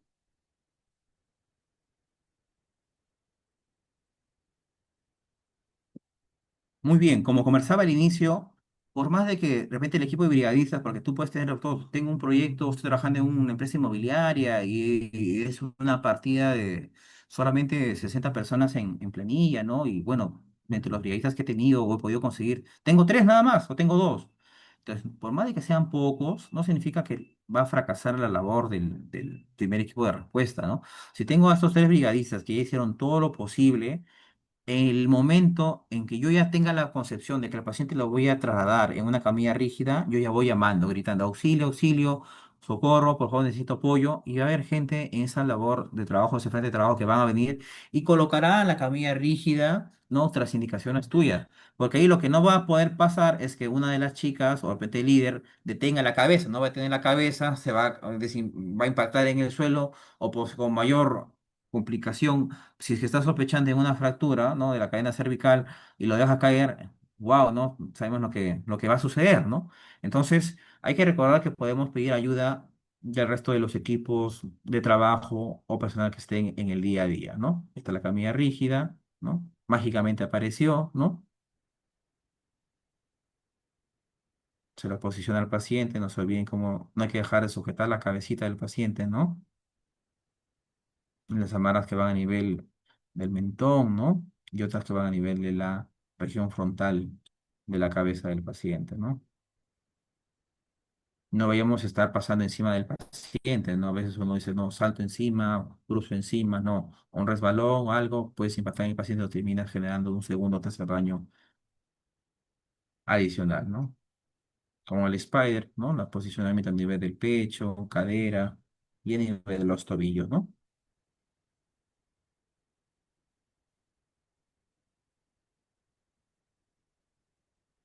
Muy bien. Ahora, atención al paciente politraumatizado, enfoque desde la emergencia. Es un trabajo multidisciplinario, ya les he comentado, ¿no? No implica solamente la labor sea del médico o solo de la enfermera, ¿no? O solo del técnico de enfermería o solo del psicólogo, ¿no? Es un trabajo multidisciplinario porque todos terminamos siendo profesionales de la salud. Así que todos debemos conocer lo necesario y según nuestras habilidades, según nuestro entrenamiento y el líder de los brigadistas o el líder de salud ocupacional nos necesitará cuáles son nuestros roles o trabajo, ¿no? Enfoque sistemático, es decir, muy aparte de la intervención en salud, yo debo conocer que va a haber personal, ¿no? Por ejemplo, el piloto de la ambulancia, ¿no? O de repente un rigger o vigía, que me va a estar identificando y deteniendo que transporte línea amarilla no ingrese por el frente donde yo voy a evacuar al paciente. Y finalmente mi piloto de ambulancia o de camioneta ya tenga la ambulancia con el motor encendido, ¿no? Esperando solamente la indicación para poder evacuar al pacientito, ¿no? El sonido de la sirena, ¿no? Todo ello que ellos ya deben conocer, ¿no? Y como ya he reportado yo de forma inmediata a mi jefe de seguridad, ¿no? Y este a su vez, a su par con el gerente de proyecto o el residente, acerca de lo que ha sucedido con este accidente, ¿no? Y la reanimación con control de daños. No se olviden que hay daños que tienen que poder dar un soporte de forma aguda y otros que van a tardar de una forma un poquito más crónica, ¿no? El paciente normalmente puede estar hospitalizado desde semanas hasta meses, ¿no? Y obviamente con los control de daño según prioridad, ¿no? Por más de que yo pueda ver, doctor, el paciente se fracturó, veo que que el huesito quizás de la tibia está expuesta y se ve feo el hueso, doctor, me asusto, veo que los obreros están también espantados, los brigadistas también un poco impactados, pero el paciente está en parada cardiorrespiratoria, ¿no? Entonces tú no vas a priorizar de repente darle el soporte al hueso expuesto, o sea, vas a decir, voy a hacer mi inmovilización primero allí y luego voy a hacer el tema de la reanimación. Falso. Tienes que dar la reanimación con los controles de los daños, pero de acuerdo a prioridades, ¿no? Sabemos que si el paciente está en parada cardiorrespiratoria, no hay nada más importante que dirigir las actividades a esa reanimación, ¿verdad? Porque muchas veces uno se deja llevar de lo que le impresiona visualmente. Doctor, estoy viendo un ligero sangrado que sale a nivel de la flexura del antebrazo derecho. Muy bien, pero el paciente está con reanimación. Doctor, primero traigo mi torniquete, traigo mi gasa, traigo de repente una gasa al hielo, ¿no? De repente por el asunto, no sé qué traer un vendaje. Primero veamos la reanimación, ¿no? Con la parte que va a ser las compresiones, el profesional en las compresiones de alta calidad, ¿no? Y el reanimador que va a hacer las respiraciones o ventilaciones. Tengo un tercero, muy bien, que vaya viniendo con el vendaje correspondiente o las gasas para hacer la compresión y hacer la demostración correspondiente, ¿no? No hay que dejarnos de forma resumida impresionar por el daño, simplemente hay que diagnosticar, tengo pues para respiratorio, un caso de hemorragia, un caso de fractura expuesta, cuál es lo primero que debo accionar. Y pero aún, si tengo mi equipo de brigadistas que es bastante limitado, ¿no? Entonces, obviamente, pues el pacientito llega al triaje, ¿no? Tú estás en el hecho de que tu tópico de salud ocupacional, ¿no? Revisión primaria, posiblemente los brigadistas ya los tienes tan bien entrenados que ellos ubicaron al paciente, lo colocaron o lo posicionaron dentro de la camilla rígida y el pacientito te lo traen a tu tópico para que tú puedas dar la identificación final, ¿no? El paciente, ¿no? Tienes que hacer la revisión primaria, la reanimación es el correspondiente obviamente, y el traslado del paciente de una forma correcta. Si tenemos ambulancia, sería excelente. Si no la tenemos, tenemos una camioneta, esa camioneta tenemos que adaptarla en la parte quizás de la tolva, donde puede ingresar la camilla rígida con el paciente y tenga unas amarras y esté bien asegurado, porque no lo voy a posicionar encima de la tolva nada más y cuando avance la camioneta, si es que no está fijo o adherido, finalmente puede salir eyectado, ¿verdad? La camilla rígida con el paciente. Doctor, pero vamos a viajar dos atrás para cogerlo. Pero en el momento del momento, no se olviden, vamos a tener momento de aceleración, desaceleración y finalmente vamos a tener dos o tres accidentados más que pueden caerse porque te van a decir, señorita, doctora, licenciada, técnico, ¿es correcto ese posicionamiento? Entonces tienes que ver cómo tú adaptas esa parte posterior de la camioneta y generas un buen resguardo al paciente y a los brigadistas que acompañan, ¿verdad? Y la revisión secundaria no significa que solamente lo evalúe en el proyecto o en el frente del proyecto, ¿no? Durante el traslado debo ir viendo muy bien cada cierto tiempo, cada 15 minutos, cada media hora voy reportando cómo van esas funciones vitales, cómo está esa presión. Fue la misma presión que tuvo en el momento del accidente. La frecuencia cardíaca quizás tuvo en el momento del accidente 80, ahora tiene 60. Después de 15 minutos más tiene 40, ¿no? Y esos indicativos tú tienes que ir comentándole, ¿no? Al área responsable de salud. Si es que el médico o la enfermera se quedaron en el tópico de salud ocupacional, los cuales ellos deberían, de acuerdo a la gravedad, viajar. Ojo, viajar a llevar al accidentado. Pero si tienes un médico corporativo, tú ya vas explicándole por vía telefónica. ¿Por qué? Porque el médico corporativo ya puede coordinar con la clínica y de repente el paciente va a entrar en un shock hipovolémico. Entonces, el diagnóstico inicial del relato de la clínica fue un traumatizado, ¿no? Con una hemorragia, pero ¿cómo yo garantizo que cuando llegue a la clínica voy a tener el equipo mínimo de intensivistas o médicos especialistas en UCI o de emergencia y desastres para que puedan darle soporte? Si yo no comunico cada cierto tiempo, ¿no? Ustedes deben saberlo como profesionales que también trabajan en la parte pública, en la parte asistencial, ¿no?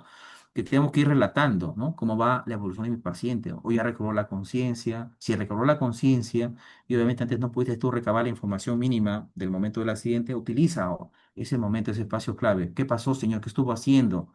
¿Tomó algo? ¿Comió algo? ¿Se desmayó? ¿No tomó desayuno? ¿Qué ocurrió? ¿No? Información mínima, ¿no?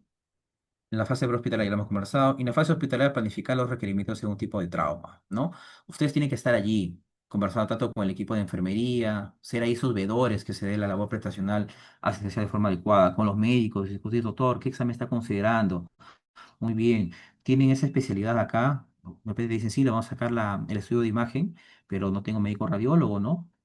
Será hasta mañana, ¿no? Será importante tener un diagnóstico, pero sí, puedes tú sugerirle, quizás no dar indicaciones, decirle doctor o licenciada haga esto o lo otro, ¿no? Porque nosotros podemos conocer menos, tan igual o más que los compañeros, ¿verdad? Pero pues doctor, o estimado doctor, estimada licenciada, ¿no podríamos hacer uso quizás de la telesalud y usted mandar esa imagen de la radiografía tomada según las proyecciones que usted está indicando y puedan emitirse el informe para dar con mayor prontitud esa evaluación o ese diagnóstico del paciente? Y si en caso lo requiere, ya seguimos evaluándolo o los referimos a un nivel de mayor complejidad, ¿no? Entonces hay formas y formas, ¿no? Llevar al paciente adecuado, en el medio adecuado y al lugar adecuado. Ojo, este primer párrafo, este primer renglón, hay que interiorizarlo bastante bien. No se olviden, eso lo hemos conversado también en la sesión anterior. Por más de que yo tenga una clínica, pues les comento, yo estuve trabajando un tiempo en un proyecto en Ancash, una obra por impuestos, y obviamente había una clínica asegurada, bueno, que trabajaba con nuestra aseguradora, a unos, no sé, 5 o 10 minutos nada más del proyecto. Pero era una clínica, entre comillas clínica, porque hablemos más, doctor, más científicamente. Era un centro de salud nivel 1-3. Realizaba hemos, tenía 2 pisos, 2 niveles, ¿no? Era una casa acondicionada, o como muchos de los centros de salud, ¿no? Tenía su cartera de servicios aprobada, su resolución vigente, pero no había digamos, la logística ni el equipo necesario para dar una mayor respuesta o capacidad resolutiva a un accidente de trauma, por ejemplo, ¿no? Estaba el médico general que hacía la evaluación médica, ¿no? Mandaba el expediente quizás al médico ocupacional y firme, ¿no? La actitud médica. Tenía ahí un equipo de rayos X móvil, ¿no? Bastante antiguo, ¿no? Y un equipo de laboratorio que solamente hacía toma de muestra, eran tomadores de muestra, ¿no? Y los resultados los trasladaban a otro laboratorio, ¿no? Entonces, me acuerdo que pasó un accidente, no realmente, ¿no? Pero que sí requería este estudio de imagen como ecografía, ¿no? Entonces, bueno, ¿no? A veces el gerente dice, llévenlo acá, llévenlo acá, llévenlo acá, ¿no? Ingeniero, acá explico con calma, ¿no? Estoy frente a este posible diagnóstico y es importante sacar este examen. Este examen no se realiza allí. Mientras lleguemos, inclusive va a haber gente que nos garantiza que no haya otro paciente accidentado que va a estar siendo atendido por el colega. Hay que llevarlo mejor a esta localidad, que está quizás a 1 hora más de distancia, lo cual no pone en riesgo la vida del paciente. El paciente no se va a morir en 1 hora de trayecto por este diagnóstico. Ojo, por este diagnóstico presuntivo no va a morir, pero ese traslado a la clínica o al centro cercano de 10 minutos nos va a hacer perder el tiempo. No porque el colega sea malo, el colega no tiene los equipos allá en el centro de salud ni tampoco el tema del laboratorio ni de imagen. Tú le explicas, por eso es decir, al centro adecuado. Y para ello, ¿qué debemos hacer? Cuando tú tengas un proyecto o estés asignado a un proyecto, trabaja de la mano con tu área de recursos humanos y con trabajo social y haga una visita. Les recomiendo, haga una visita al menos al centro de salud nivel 1.3 1.4 donde esté afiliado el seguro, y a un nivel 2.1. Al menos esos dos, ¿no? No se olviden, no se dejen guiar solamente por la cartera de servicios o la resolución aprobada de categorización. Porque muchas veces, ¿qué sucede? Uno, como centro privado, se esfuerza, tiene sus documentos, su maquinaria, sus insumos, sus profesionales designados en el momento de la inspección para la categorización, pero luego cuando ya pasan meses o años, ¿no? Finalmente, el médico que se describió que tenías un médico internista, ya no lo tienes. Tenías un médico emergenciólogo, ya no lo tienes. Tenías un equipo de rayos X fijo, ya no lo tienes, ¿no? Entonces hay que hacer una inspección en campo, ¿no? Y ver realmente cuáles los servicios con los cuales contamos y qué especialidades cuentan el nivel 2.1. Usted puede decir, doctor, pero por cartera de servicios debe haber pediatra, ginecólogo, internista, pero hay una cartera extendida, ¿no? Tú vas a la clínica, ¿no? Ah, sí, tenemos cirujano, tenemos médico radiólogo, tenemos traumatólogo, perfecto. Tú ya te comunicas vía telefónica, dices que tienes tal proyección de diagnóstico y necesitas tal especialista y ellos ya van coordinando para que llegue. Y cuando tú llegues con el paciente, el especialista se encuentre solamente a la espera, ¿no? Revisión primaria, significa lesiones potencialmente letales y reanimar en una secuencia de prioridad. Ojo, prioridades, no dejarnos impresionar por las lesiones anatómicas, ¿no? Veo el hueso expuesto, veo el sangrado por acá, o se manchó el polito, de repente es un pequeño corte superficial, ¿no? Dígame si o no, si los cortes superficiales no generan sangrado, ¿verdad? Pero como veo que está un poquito manchado la parte del tórax del pacientito, ya pienso que es lo más grave, ¿no? Por eso corten la ropa, tengan su tijera punta roma y visualicen evaluación primaria, ¿no? La vía aérea, ¿no? Con el control de la columna, ventilación, circulación, control de hemorragia, el déficit neurológico, siempre conversando con el paciente, señor, su nombre, qué hora es, dónde estamos, recuerda qué pasó, y la exposición con control de temperatura, ¿no? Revisar el área. Vamos a ver más a la parte, porque esta parte más especializada, ¿no? Del manejo hospitalario, acá en la fractura, ¿ya? Muy bien. No toda fractura expuesta es la única fractura que va a existir en un paciente. Podemos tener fracturas que se dan por el mecanismo de trauma, que puede ser por tensión, por compresión, ¿no? Por torsión. Y eso me va a generar diferentes tipos de fracturas, que pueden ser por las transversas, las oblicuas o las espirales, ¿no? ¿Cuál es lo clínico, lo clásico que vas a encontrar en el paciente? Obviamente el antecedente de trauma, ¿no? La lesión local por el impacto va a haber un hematoma, va a estar hinchado, verdecito, moradito, ¿no? Dolor. Tú vas a tocar, le va a doler. Así no toques, le va a seguir doliendo al paciente, ¿verdad? Muy bien. ¿Qué vamos a encontrar en el paciente? Deformidad de cemento afectado, ¿no? Hinchazón, acortamiento, angulación, ¿no? En las desplazadas va a haber una deformidad muy evidente que va a conllevar a tener el diagnóstico de fractura. Movilidad normal, vas a decirle que camine, que mueva el brazo, el antebrazo, y va a haber una movilidad normal, no va a hacer posiciones anatómicas adecuadas, ¿no? Y la explosión neurovascular y distal tienes que hacerla también, ¿no? Como va a decir temas de luxaciones, porque una fractura puede acompañarse de una luxación, ¿no? De hombro, codo, rodilla, ¿no? Acá hay unas imágenes referenciales de las fracturas simples, ¿no? Que son espirales, ¿no? Como vemos en la figura A, ¿no? En el tercer fragmento, ¿no? La figura B1, ¿no? Que se dividió en tres fragmentos, para la redundancia, bifocales, ¿no? Que son múltiples, ¿no? Segmentos de la fractura, ¿no? Y hasta inclusive las fracturas en minuta que podemos ver en la imagen ya C3, por ejemplo, ¿no? Ahora, estas son las imágenes referenciales en las cuales vamos a encontrar esa fractura, ¿no? La 3 en espiral, por ejemplo, ¿no? Muchas de ellas también van a implicar algún tipo de lesión a nivel de los tejidos blandos, dice ligamentos, tendones o músculos, ¿no? ¿Tú qué debes esperar con la fractura, ¿no? Que ese hueso consolide, ese hueso tiene que consolidar, ¿no? No, si es que el médico traumatólogo me dice, por ejemplo, que va a consolidar, bórrate un número, en 3 meses, pasan los 3 meses, el paciente dice que ya no tiene dolor, bueno, tiene su alta, lo retorno, finalmente el traumatólogo firmó el alta, ¿no? Si dice el alta es la responsabilidad de él. Falso, falso. Porque ¿quién es el responsable de la vigilancia ocupacional? Ustedes, ¿no? Sea enfermería técnica o medicina ocupacional. ¿Qué debería yo solicitar, no? Abogar para que se haga un segundo estudio de imagen, ¿no? Al sector anatómico comprometido y ver si efectivamente ha consolidado la fractura. Me tocó un caso en que un pacientito había estado, no con un accidente de trabajo, era un accidente común, fuera del horario de trabajo, ¿no? Pero lo cual limitaba que el paciente pueda recomponer sus labores, ¿no? Él tuvo una fractura a nivel de miembros inferiores, si mal no me equivoco, fue de la tibia, ¿no? Y fue un accidente en moto, ¿no? Por unas maniobras intrépidas, ¿no? Eh, el paciente fue evaluado en salud, ¿no? De su localidad, le colocaron algunos dispositivos metálicos, ¿no? Para la fijación de los huesos separados, ¿no? Tuvo unas sesiones de terapia también el pacientito, ¿no? Con fisiatría, pero en el momento del momento nunca llegó a consolidar de forma adecuada esa lesión. Es decir, cuando veíamos tanto el extremo superior como el inferior del hueso de la tibia, ¿no? Fracturados, sí se podía mostrar un rozamiento celular, ¿no? En la parte distal de esos fragmentos anatómicos, pero finalmente no había una consolidación, eh, eh, valga la redundancia, consolidada, ¿no? Había un distanciamiento entre ambos huesitos que por más de que había esos dispositivos metálicos, ¿no?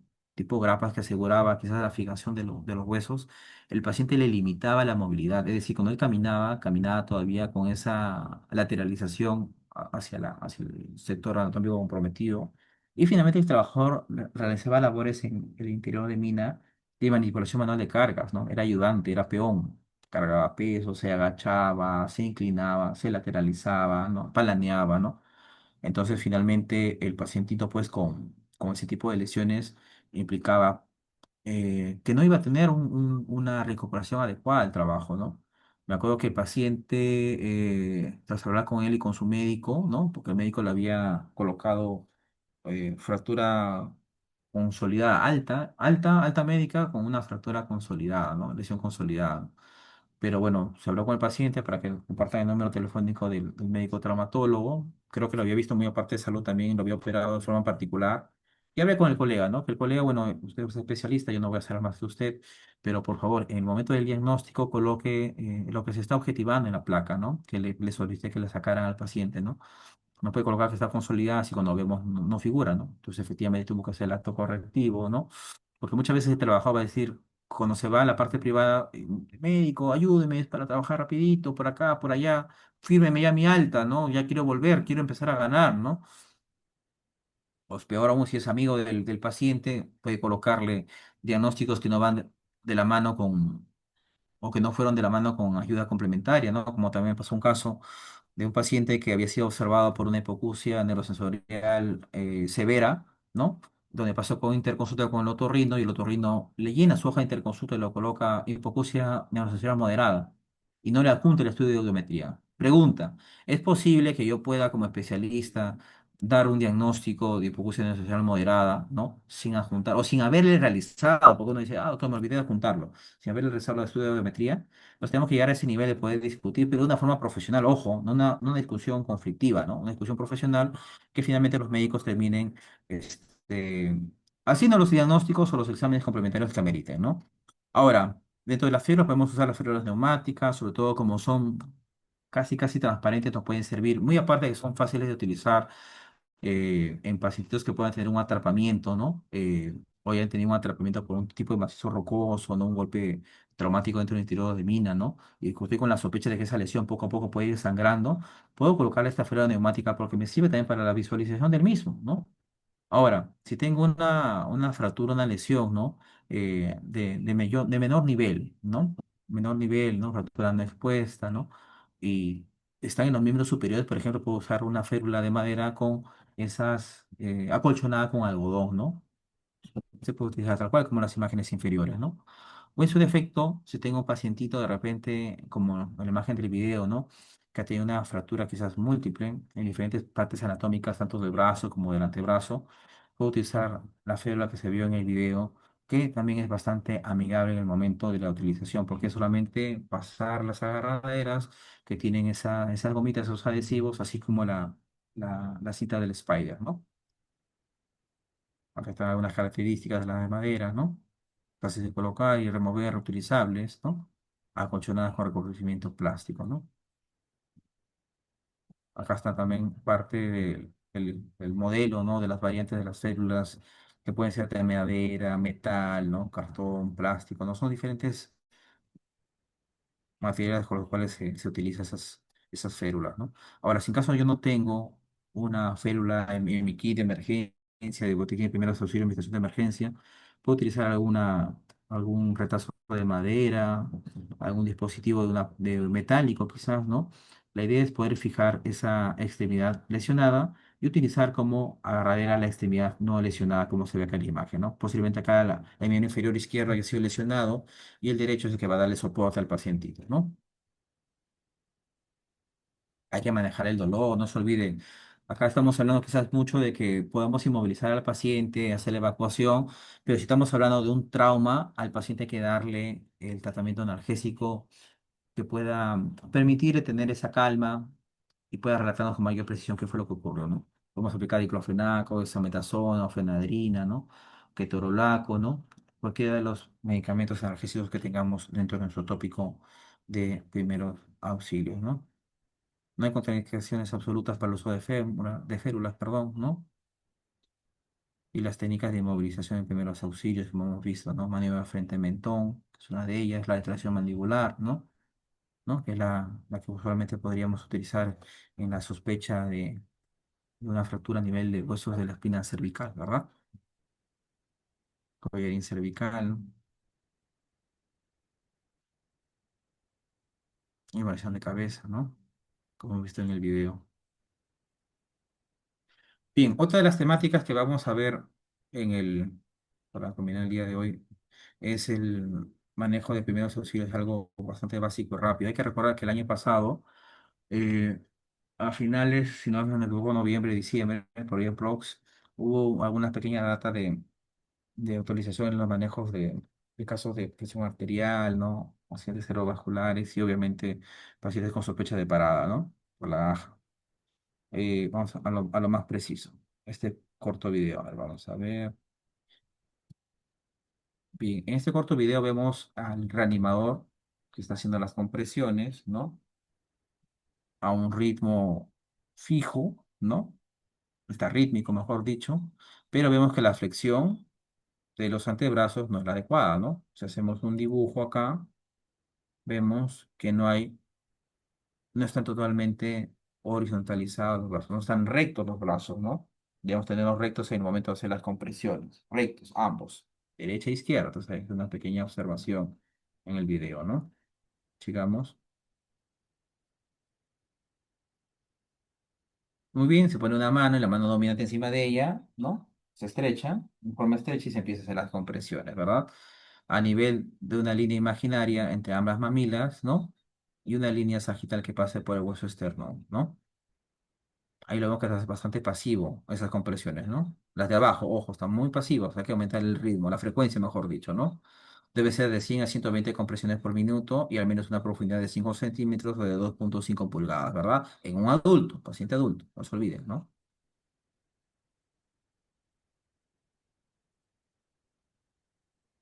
Y en esta imagen vemos que muy aparte de la reanimadora, ¿no? Que está haciendo las compresiones, también hay un segundo reanimador que está haciendo las ventilaciones. Obviamente siempre cada AJA te da un valor agregado en las actualizaciones, pero siempre coinciden en priorizar las compresiones de alta calidad. Si tengo un segundo reanimador que tiene el resucitador Wambu, que es una marca, hay que utilizarlo de una forma adecuada, ¿no? Hacer la compresión en tipo C, ¿no? Para el posicionamiento del dispositivo de ventilación, ¿no? Para que sea hermetizado y obviamente hacer el conteo, ¿verdad? De las insuflaciones, ¿verdad?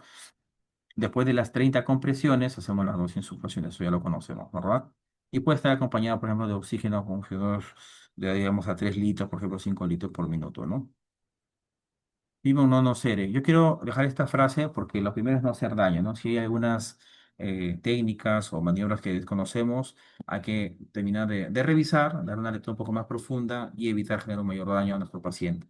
En la primera imagen superior izquierda vemos que el posicionamiento acá, una rodilla flexionada y la otra rodilla así sobre el suelo, es lo incorrecto. Debemos estar totalmente arrodillados nosotros, arrodillados al lado del paciente y poder dar las compresiones. Acá hay un distanciamiento muy grande. Miren, debemos estar prácticamente los brazos encima, verticalmente del paciente, del pecho, ya sabemos en qué región anatómica, para hacer las compresiones de forma adecuada.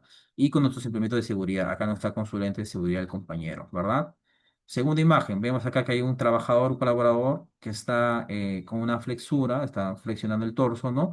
Pero no se encuentra arrodillado con el paciente, ¿no? eh, Se ve aparentemente que quiere tomar la presión arterial, ¿no? Está con su estetoscopio, ¿no? Y con esta mano, no sé si estaba tomando el pulso del paciente, pero si en caso lo está haciendo, es incorrecto. Está bien usar los guantes para evitar, o como bioseguridad, evidentemente evitar el contacto directo con un tipo de fluido, ¿no? Corporal, pero si va a tomar el pulso, no me va a ayudar mucho los guantes sean limpios, estériles o manoplas, como queramos llamarlo, ¿no? Guantes de nitrilo. Hay que sacarlos, tomar bien el pulso radial y tener una presión más adecuada y un posicionamiento adecuado también, ¿no? Todo lo que vemos en Netflix o en las series médicas no necesariamente es lo correcto o lo que se debe de realizar con los pacientes, ¿no? Que es un paro respiratorio, lo que ya conocemos, es la interrupción súbita de la función cardíaca y respiratoria. Es decir, no hay latido cardíaco, evidentemente no percibo pulso en el paciente y tampoco encuentro frecuencia respiratoria en el paciente, ¿no? ¿Y cuál es el tercer hallazgo que debo saber? Que el paciente va a estar inconsciente. No se olvide, ver esos tres criterios: paciente inconsciente o no responde a estímulos, ausencia de pulso y ausencia de respiración. ¿Qué te bajo pulso? Es la expansión rítmica de las arterias causada por los latidos del corazón. Se miden latidos por minuto y es un indicador de la frecuencia cardíaca. No se olviden que hay que trabajar la toma de pulso, por más de que pueda ser algo muy básico lo que les mencioné, con el segundo y tercer dedo, o sea, el dedo índice y dedo anular, como dice la imagen, ¿verdad? Si utilizamos nuestro dedo, voy atrás, si utilizamos nuestro dedo, el dedo pulgar, como ya les deben haber enseñado, vamos a tener la percepción incorrecta del pulso del paciente porque en nuestro pulgar vamos a tener nuestro propio latido, ¿no? Eso va a ser una percepción inadecuada, ¿no?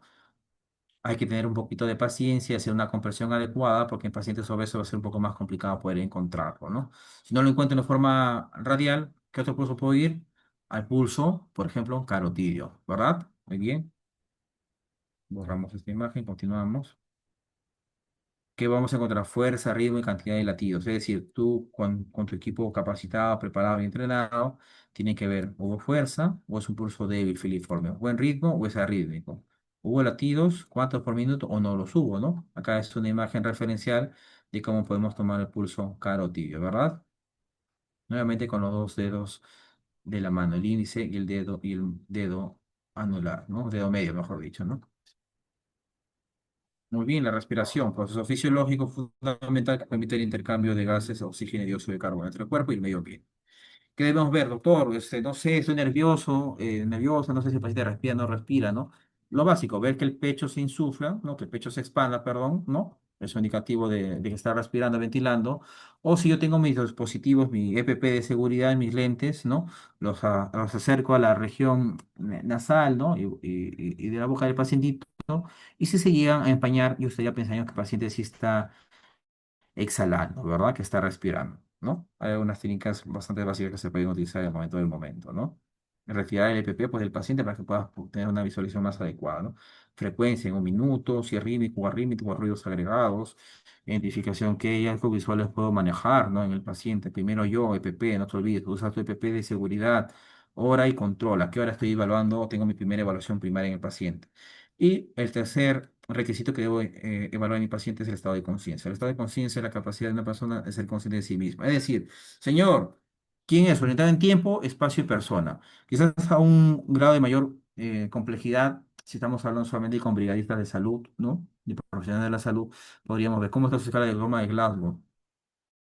15 puntos, 0 puntos existirá, vemos que no, ¿verdad? Que el puntaje mínimo siempre es 3 puntos, ¿no? Cuando hay ausencia de apertura ocular, ausencia de respuesta verbal y ausencia de respuesta motora, ¿no? Si no, el puntaje perfecto va a ser 15 puntos, ¿no? Acá veo, está orientado a tipo de personas, lo que debemos pedir o enseñar a nuestro equipo básico de brigadistas, ¿verdad? Porque recordar que muchos de ellos van a ser personal obrero o staff que no son profesionales de la salud y la idea es que ellos puedan entender nuestro idioma y nosotros entender lo que ellos nos puedan encontrar tras valorar los hallazgos en campo, ¿no? ¿Cuáles son los requisitos, por ejemplo, que debo identificar en un paciente con sospecha de parada cardiorrespiratoria, ausencia de pulso, de conciencia y de respiraciones? ¿Cuáles son los tipos de pulso que se recomienda tomar en un paciente con sospecha de parada? Ya sabemos, pulso radial y carotidio, ¿no? Y para evaluar la conciencia de un paciente adulto, ¿qué orientaciones debo saber, ¿no? Tiempo, espacio y personas, ¿verdad? Hay que olvidar. Como les repito, el año pasado, el 2025, acá se está dejando algunos links para que puedan tener acceso directo. Se daban algunas actualizaciones y precisiones en la guía AJA, sobre todo en el manejo ya hospitalario del uso de naloxona en los casos de parada cardiorrespiratoria, ¿verdad? Y nuevamente hace énfasis en el uso de las compresiones de alta calidad, ¿verdad? Y con 5 centímetros de profundidad y el ritmo de 100 a 120 compresiones por minuto, ¿no? Hay algunas variaciones muy consideradas, pero sobre todo en el abordaje de los niños, de los lactantes, de los infantes, ¿no? Con el momento de liberar el espacio aéreo, ¿no? Vía aérea ventilada. Pero eso no es materia de la discusión porque no son trabajadores, ¿verdad? Niños ni adolescentes, ¿no? Hay que tener muy bien claro cuáles ya los hemos encontrado en nuestros exámenes ocupacionales, cómo van nuestros pacientes, cuántos tenemos hipertensos, cuántos de ellos tenemos con enfermedades metabólicas, lipidemias, de repente colesterolemia, hipertrigliceridemia, están con tratamiento, están incluidos en nuestro programa de vigilancia de ayuno transmisibles, ¿verdad? Estamos evaluando que nos traigan, a ver, tráenos tu recetita, tráenos tu medicamento que trae el personal de la salud, a ver si es que efectivamente lo están tomando. Son pacientes obesos, están en el régimen dietético, les hemos dado de tipo gráfico, calórica, rico en frutas y vegetales. Está dentro del programa de ergonomía para que puedan ellos hacer sus pausas activas, ¿no? Y evitar que tengamos estos casitos, ¿no? Y estos son los eslabones de la cadena de supervivencia, ¿no? Los dos superiores son de adulto, los dos inferiores son de niño, ¿no? Y los superiores son primero, da la llamada de emergencia, socorro, auxilio. Pasó esto, en tal punto, necesito que vengan los brigadistas para dar el soporte. Dos, las compresiones de alta calidad. No se olviden priorizar compresiones. Si no tengo resucitador o el AMU, para dar las ventilaciones, sigo con mis compresiones, ¿verdad? De 100 a 120 compresiones por minuto. Luego vienen el resto de brigadistas, en el DEA, se coloca en los dispositivos en parches, muchos son ya automatizados, uno en la región supraclavicular derecha, otro en la parte costal cerca de la tetilla, ¿no? Izquierda. Y finalmente, cuando tú sigues haciendo las compresiones, el mismo dispositivo te va a indicar, sepárate, retírate, midiendo pulso, ritmo desfibrilable. Te menciona eso, hace la descarga adecuada. Si el ritmo no desfibrilable, no lo va a hacer y te va a indicar que continúes con las compresiones de alta calidad, ¿no? El paciente o bien se reanimó, se despierta, toma la conciencia o finalmente se le hizo la descarga, ¿no? Y empiezas a sentir, a percibir, mejor dicho, el latido, ¿no? Sea radial o carotidio. Tú tienes igual que trasladar al paciente, ¿no? Trasladar al paciente para un manejo hospitalario y unos exámenes complementarios más adecuados, ¿no? En el quinto punto del eslabón de emergencia son los cuidados posthospitalarios, ¿verdad? O sea, el paciente ya está próximo a tener un alta, no, ver que los exámenes se hayan complementado, el paciente ya ha tenido mejorías entre un examen u otro. Y el último, ya es el acompañamiento del paciente cuando tú estás pronto a tener su reincorporación, el paciente va a estar con la familia, va a estar con ustedes como parte del soporte de salud ocupacional, ¿verdad? Bien, hay dos referentes, siempre ya conocen la AJA y de la Unión Europea, ¿verdad? Estas son parte de las gráficas también que quería mostrarles un versus entre la guía de la AJA y de la Unión Europea, que nuevamente indica que tengamos cuánto tiempo, doctor, nos debemos tomar para poder confirmar si hay pulso o no hay pulso en un pacientito, 10 segundos, una evaluación de 10 segundos, ¿no? ¿No? Doctor, si no lo encontró, no lo encontré, no inicio las compresiones, luego debo volver a valorar si hay pulso. Cada qué tiempo me dice la guía actualizada, cada 2 minutos. Ojo, cada 2 minutos. Cada 2 minutos voy a comprobar si hay pulso radial o hay pulso carotidiano. Muy bien. Doctor, ¿cómo es el flujo? ¿Cuántas compresiones versus cuántas ventilaciones eran? 30 compresiones versus 2 ventilaciones, ¿no? Y traer el día lo antes posible y el día ya de forma automatizada va a empezar a hacer la lectura, ¿verdad? Adecuada, ¿no? Para poder dar la desfibrilación. Acá quiero colocar como un dato adicional nada más, cuáles son una de las cosas más diferentes que se está considerando en la guía, ¿no? En la guía de la AJA, ¿no? Sobre todo las palmadas firmes en la espalda, como se mencionaba, las operaciones abdominales, pensando en que puede haber dado un caso de algún cuerpo extraño, ¿no? A nivel de orofaringe, por ejemplo, ¿no? Como dije, 5 palmadas firmes en la espalda, más 5 compresiones abdominales. Y muy aparte también del tratado en los niños, ¿verdad? Es una imagen referencial del DEA en la parte inferior, ¿no? La parte superior es del resucitador o de ambú, ¿no? No se olviden, las prioridades son compresiones, vía aérea, ¿no? Y las ventilaciones, ¿no? Acá quería subrayar las palabras clave para que puedan ver cuál es lo adecuado, las 30 versus 2 compresiones en un solo reanimador, o si son dos reanimadores, podemos manejar 15 sobre 2 ventilaciones, ¿verdad? 15 compresiones versus 2 ventilaciones. ¿Cuál es la frecuencia entre compresiones que va a tener un minuto? Entre 100 a 120 compresiones, ¿verdad? Dos manos en la mitad inferior del esternón. Una mano y la mano dominante sobre la otra, ¿verdad? Y brazos muy extendidos. Bien. La maniobra frente mentón versus la maniobra de tracción mandibular. No se olviden que esa es una posición neutra la de arriba, ¿no? Y de abajo vemos que la presión maniobra frente mentón y la derecha tracción mandibular, ¿no? Que se vio en el video inicial, que es la recomendada en el caso de traumatismos a nivel de espina cervical, ¿no?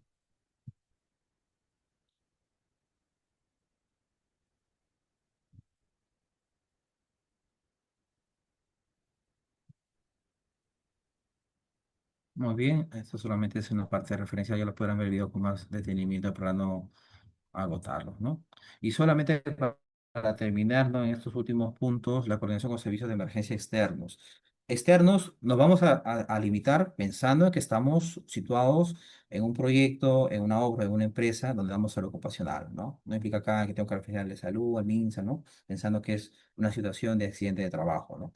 Repito, cuando usted ya tenga la confirmación de que es un accidente de trabajo y que va a requerir, obviamente, un manejo más especializado con estudios y ayuda al diagnóstico, hablas con tu jefatura. Si es el jefe Soma, en buena hora. Entonces el jefe Soma te indicará muy bien, licenciado, doctor, vamos a hacer la activación del SSTR.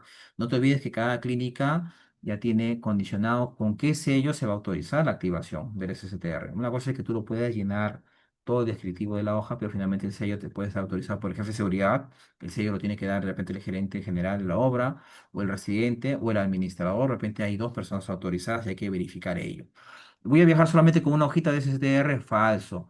Hay que viajar con al menos cuatro hojitas más, ¿no? Uno, por el caso de que quizás el médico especialista por error allá, en el momento del llenado, coloca una data incorrecta, ¿no? O un pequeño error, ¿no? Y dos, porque de repente el paciente, tras el manejo ya especializado en la clínica, ya va a tener una interconsulta con otra especialidad, o posiblemente después de haber estado 4 horas en una intervención, un manejo, quizás ha habido un corte, se ha hecho una sutura, va a tener un alta, necesita ser llenada una segunda hojita. Ahora, debes tener tu listado de números con los cuales tú vas a activar a través de la broker la clínica, ¿no? Para que sepa que tú llegas con el paciente. ¿Qué es las cosas básicas que te va a preguntar? Pásame el emo del paciente, pásame los nombres, el DNI para ir filtrándolo, con qué diagnóstico estás abordando al paciente, ¿no? Fue la parte que ella te solicitó, la broker. Y tú condicionas la otra parte. Muy bien, yo estoy sospechando que es un paciente con una fractura, una parada, necesito que tal especialista esté. ¿Cuenta tu clínica, tu centro de salud con tal especialidad? ¿Sí o no? Si sí es no, lo puedes conseguir de repente o no lo cuentas porque no está de turno, no autor, no lo tenemos dentro de nuestro staff. Yo tengo un médico general, no. Si tú ya tienes la seguridad que necesitas que lo vea un paciente, perdón, un médico especializado, probamos con la segunda clínica, ¿no? Pero para ello no es tanto es probar, tú ya has tenido previamente un estudio de campo, como lo hemos conversado, ¿no? Si dice que sí lo tiene, ¿no? O va a estar llamado, entonces le dice, por favor, estamos llegando en 2 horas, estamos llegando a tal ruta, ¿no? Y evidentemente esperamos que tengamos al especialista en momento del llegado, ¿no? Ahora, cuando la clínica recibe al pacientito, va a pasar obviamente por triaje, no es que necesariamente lo vea el especialista a primera mano, funciones vitales, en el tópico, posiblemente lo vea primero el médico general, ¿no? Y luego de que lo ve el médico general, ojo, no significa que tú vas a estar afuera, ojo, tú debes ingresar. Si tú eres el líder en la parte de salud, seas el médico, sea la enfermera, el técnico de enfermería, el psicólogo, el trabajador social, tú ingresas en el momento del consultorio para que veas qué examen, qué evaluación física le está haciendo el médico o qué indicaciones. Y tú qué aportas de una manera muy adecuada y respetuosa, pues, al colega, ¿no? No comunicación, hágalo usted, haga esto, no. Entonces sería recomendable que pueda considerar de repente un estudio de ecografía, porque estoy pensando que puede haber un edema líquido libre y creo que eso ayudaría a definir el diagnóstico. Perfecto, excelente. ¿Lo toma o no lo tomas? Tú ya diste la recomendación al paciente, al colega, ¿no? Y para una futura descarga, descargo, mejor dicho, ¿no? Descargo médico legal, ¿no? Bien, el artículo 49, ¿no? de la normativa de la 050 nos menciona pues que hay pasos. Esto lo hemos visto también inclusive en la sesión anterior, pero ¿por qué quería mostrarles? Porque finalmente la coordinación es multidisciplinaria. Si tú estás viajando de repente en la ruta, ¿no? Llamémoslo posiblemente de Ancash a Lima, ¿no? O de Ica a Lima, va a haber un punto en que tú no vas a tener señal. Pero para eso tú ya has hablado con tu médico corporativo. Posiblemente hay un médico corporativo que está con sede en Lima cuando ya tiene el caso, que él tenga la continuidad de las coordinaciones con la clínica y pueda asegurar la permanencia o, en su defecto, pueda asegurar que el médico especialista que tú estás considerando que pueda eh, atender a tu pacientito esté en el momento, porque los segundos son claves, ¿no? Tu jefe Soma, ¿no? Posiblemente diga, el jefe Soma va a estar apurado con producción, necesito que ya venga el piloto, ¿no? El piloto, porque el piloto va a tener que volver y llevar a todos los trabajadores porque estamos en jornada que salimos de la noche, ¿no? Falso. El piloto solamente tiene que concentrarse en haberte trasladado a ti y al paciente y esperar hasta el último dictamen que dé el médico especialista en la clínica, ¿no? Coordinación, ¿no? Coordinación con tu jefe de seguridad. Que tu jefe de seguridad anda mostrándole la evidencia. Ingeniero, ya pasó con el médico, le ha sacado un hemograma, le ha sacado una radiografía, una ecografía posiblemente, y ha habido una intervención con el médico internista, ¿no? Anda tú comentando, sobre todo si el caso es de gravedad, ¿no? Doc, ¿dónde voy a tener la consideración de la evacuación de mis pacientes? Dentro de tu plan de respuesta de emergencia, tú vas a colocar, obviamente, la asegurada con la cual están trabajando, ¿no? O la aseguradora de turno, y obviamente los puntos o flujos de los establecimientos de salud con la ruta más adecuada a la cual tú vas a poder llegar en el traslado de los pacientitos, ¿verdad?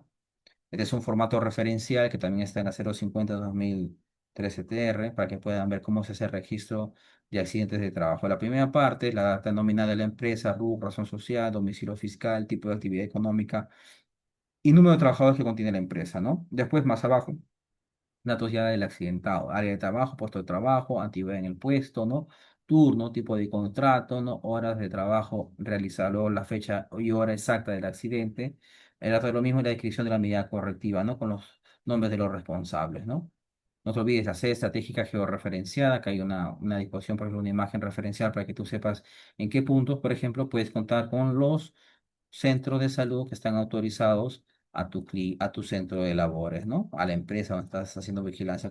Si ese es tu posicionamiento físico, el rojito, ya ves estratégicamente cuáles son los puntos donde puedes evacuar a tu paciente. Pero no solamente vemos lo más cercano, ojo, ya lo hemos conversado, donde encontramos al médico especialista o el estado especializado, ¿verdad? La UPS es el que cuenta el servicio donde tú vas a trasladar y si tiene o cuenta con ayuda diagnóstica. No, no se dejen sorprender que muchas veces las clínicas van a tener este personal de planta, pero normalmente las ayudas al diagnóstico las realizan en clínicas tipo convenio. Es decir, doctor, voy a querer yo una radiografía, yo soy médico de la clínica, pero lo voy a evacuar a otro centro donde hay radiografías, ¿no? No hablemos de mayor resolución, que es una resonancia, que obviamente que en pocos centros de salud, hospitales van a contar, ¿no? Clínica, mejor dicho. Pero al menos radiografía y ecografía debe contar el centro donde tú vas a evacuar al paciente. Si va a estar supeditada a volver a dar una segunda evacuación al paciente, mejor no lo lleves al paciente a ese primer centro de salud, ¿no? ¿Qué más? Continuemos. Esta es una hoja referencial, por ejemplo, de una aseguradora X, ¿no? Donde va la data básica del accidentado, ¿verdad? Dice, describe brevemente cómo y por qué ocurrió el accidente. Dice, luego de subir la escalera, el trabajador se dispuso a bajar nuevamente, ¿no? Y es así que al finalizar de bajar toda la escalera, no se percató que había una bloqueta. Se tropezó y su rodilla impactó en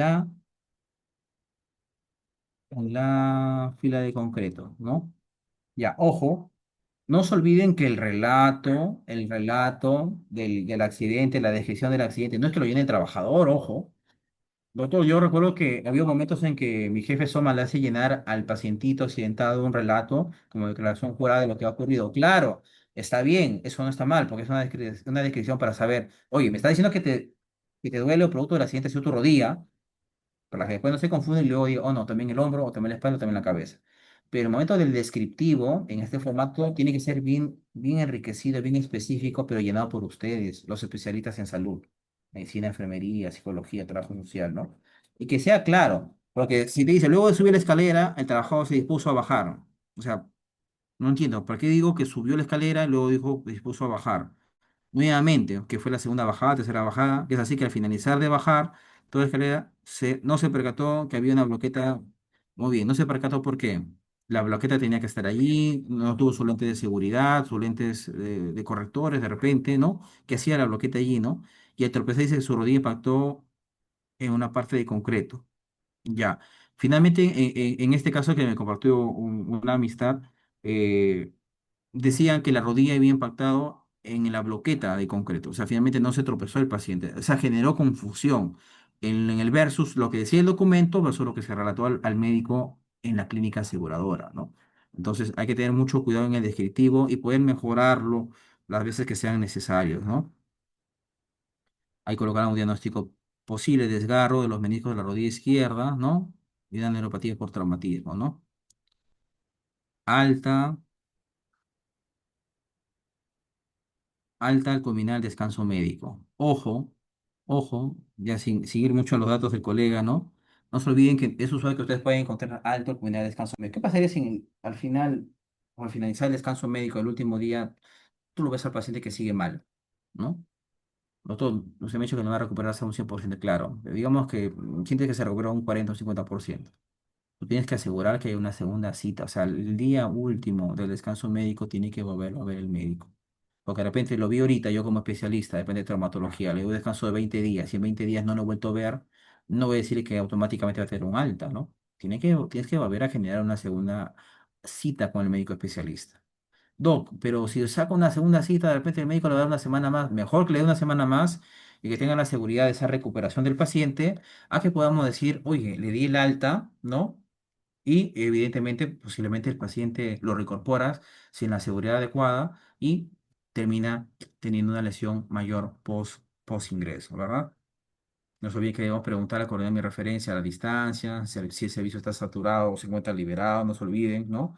La especialidad, ¿no? La especialidad y la ayuda al diagnóstico. Acompañamiento multidisciplinario, no se olvide medicina, enfermería, trabajo social, psicología. La última ley, las normativas del año pasado y el año pasado mencionaban que hay que dar acompañamiento psicológico en pacientes post-accidentados o en trauma, no se olvide, ¿no? Presencias a través del acompañamiento, sea virtual o en domicilio del pacientito accidentado o si se encuentra hospitalizado en su EPS o centro de salud afiliado, ¿no? Documentación final, no se olviden, tenemos que tener el alta por las especialidades. Si lo vio el médico traumatólogo y el médico fisiatra, tiene que tener el alta por ambas especialidades. Doctor, pero su médico cabecera es el traumatólogo, correcto, pero si es que también se dio una interconsulta con fisiatría y pasó unas sesiones de rehabilitación, hay que tener también esa alta por fisiatría. La documentación prestacional, informes médicos, recetas, imágenes de laboratorio, imágenes o documentos de los estudios de imagen. El alta en el formato SSTR. Muchas veces el médico te va a quedar el alta en una recetita, falso. No aceptemos, hay que dar el formato del SSTR llenadito y ahí que coloque el alta, ¿no? Y si es necesario un informe de la reincorporación colocando el médico especialista, ¿qué recomendaciones da? ¿Puede cargar peso? ¿O cuánto peso? ¿Puede agacharse, subir? ¿Qué sé yo? ¿O usted recomienda algún tipo de labores restringidas? Muy bien, hemos tratado de correr para estar en los tiempos, 8:01. Muy agradecido con todos ustedes. Realmente, si podemos prender nuestras cámaras para tener una imagen referencial de culminar esta segunda sesión del curso, por favor. Presentemos las cámaras, por favor, Milagros Aranda, Paola, Lisbeth. Muy bien, Paola, gracias, muy amable. El resto de los equipos, compañeros, María, Irma, Dayana. Pongo una imagen acá. Bien, referenciar acá. Listo, excelente. Bien, muchas gracias, Paola, muchas gracias a todos ustedes. Ha sido un gusto poder conversar el día de hoy con ustedes. El material didáctico se va a compartir, gracias Marilena también, por interno con el equipo de IDECAP. Gracias por la oportunidad y éxitos en sus labores de salud ocupacional. Muchas gracias. Buenas noches con todos.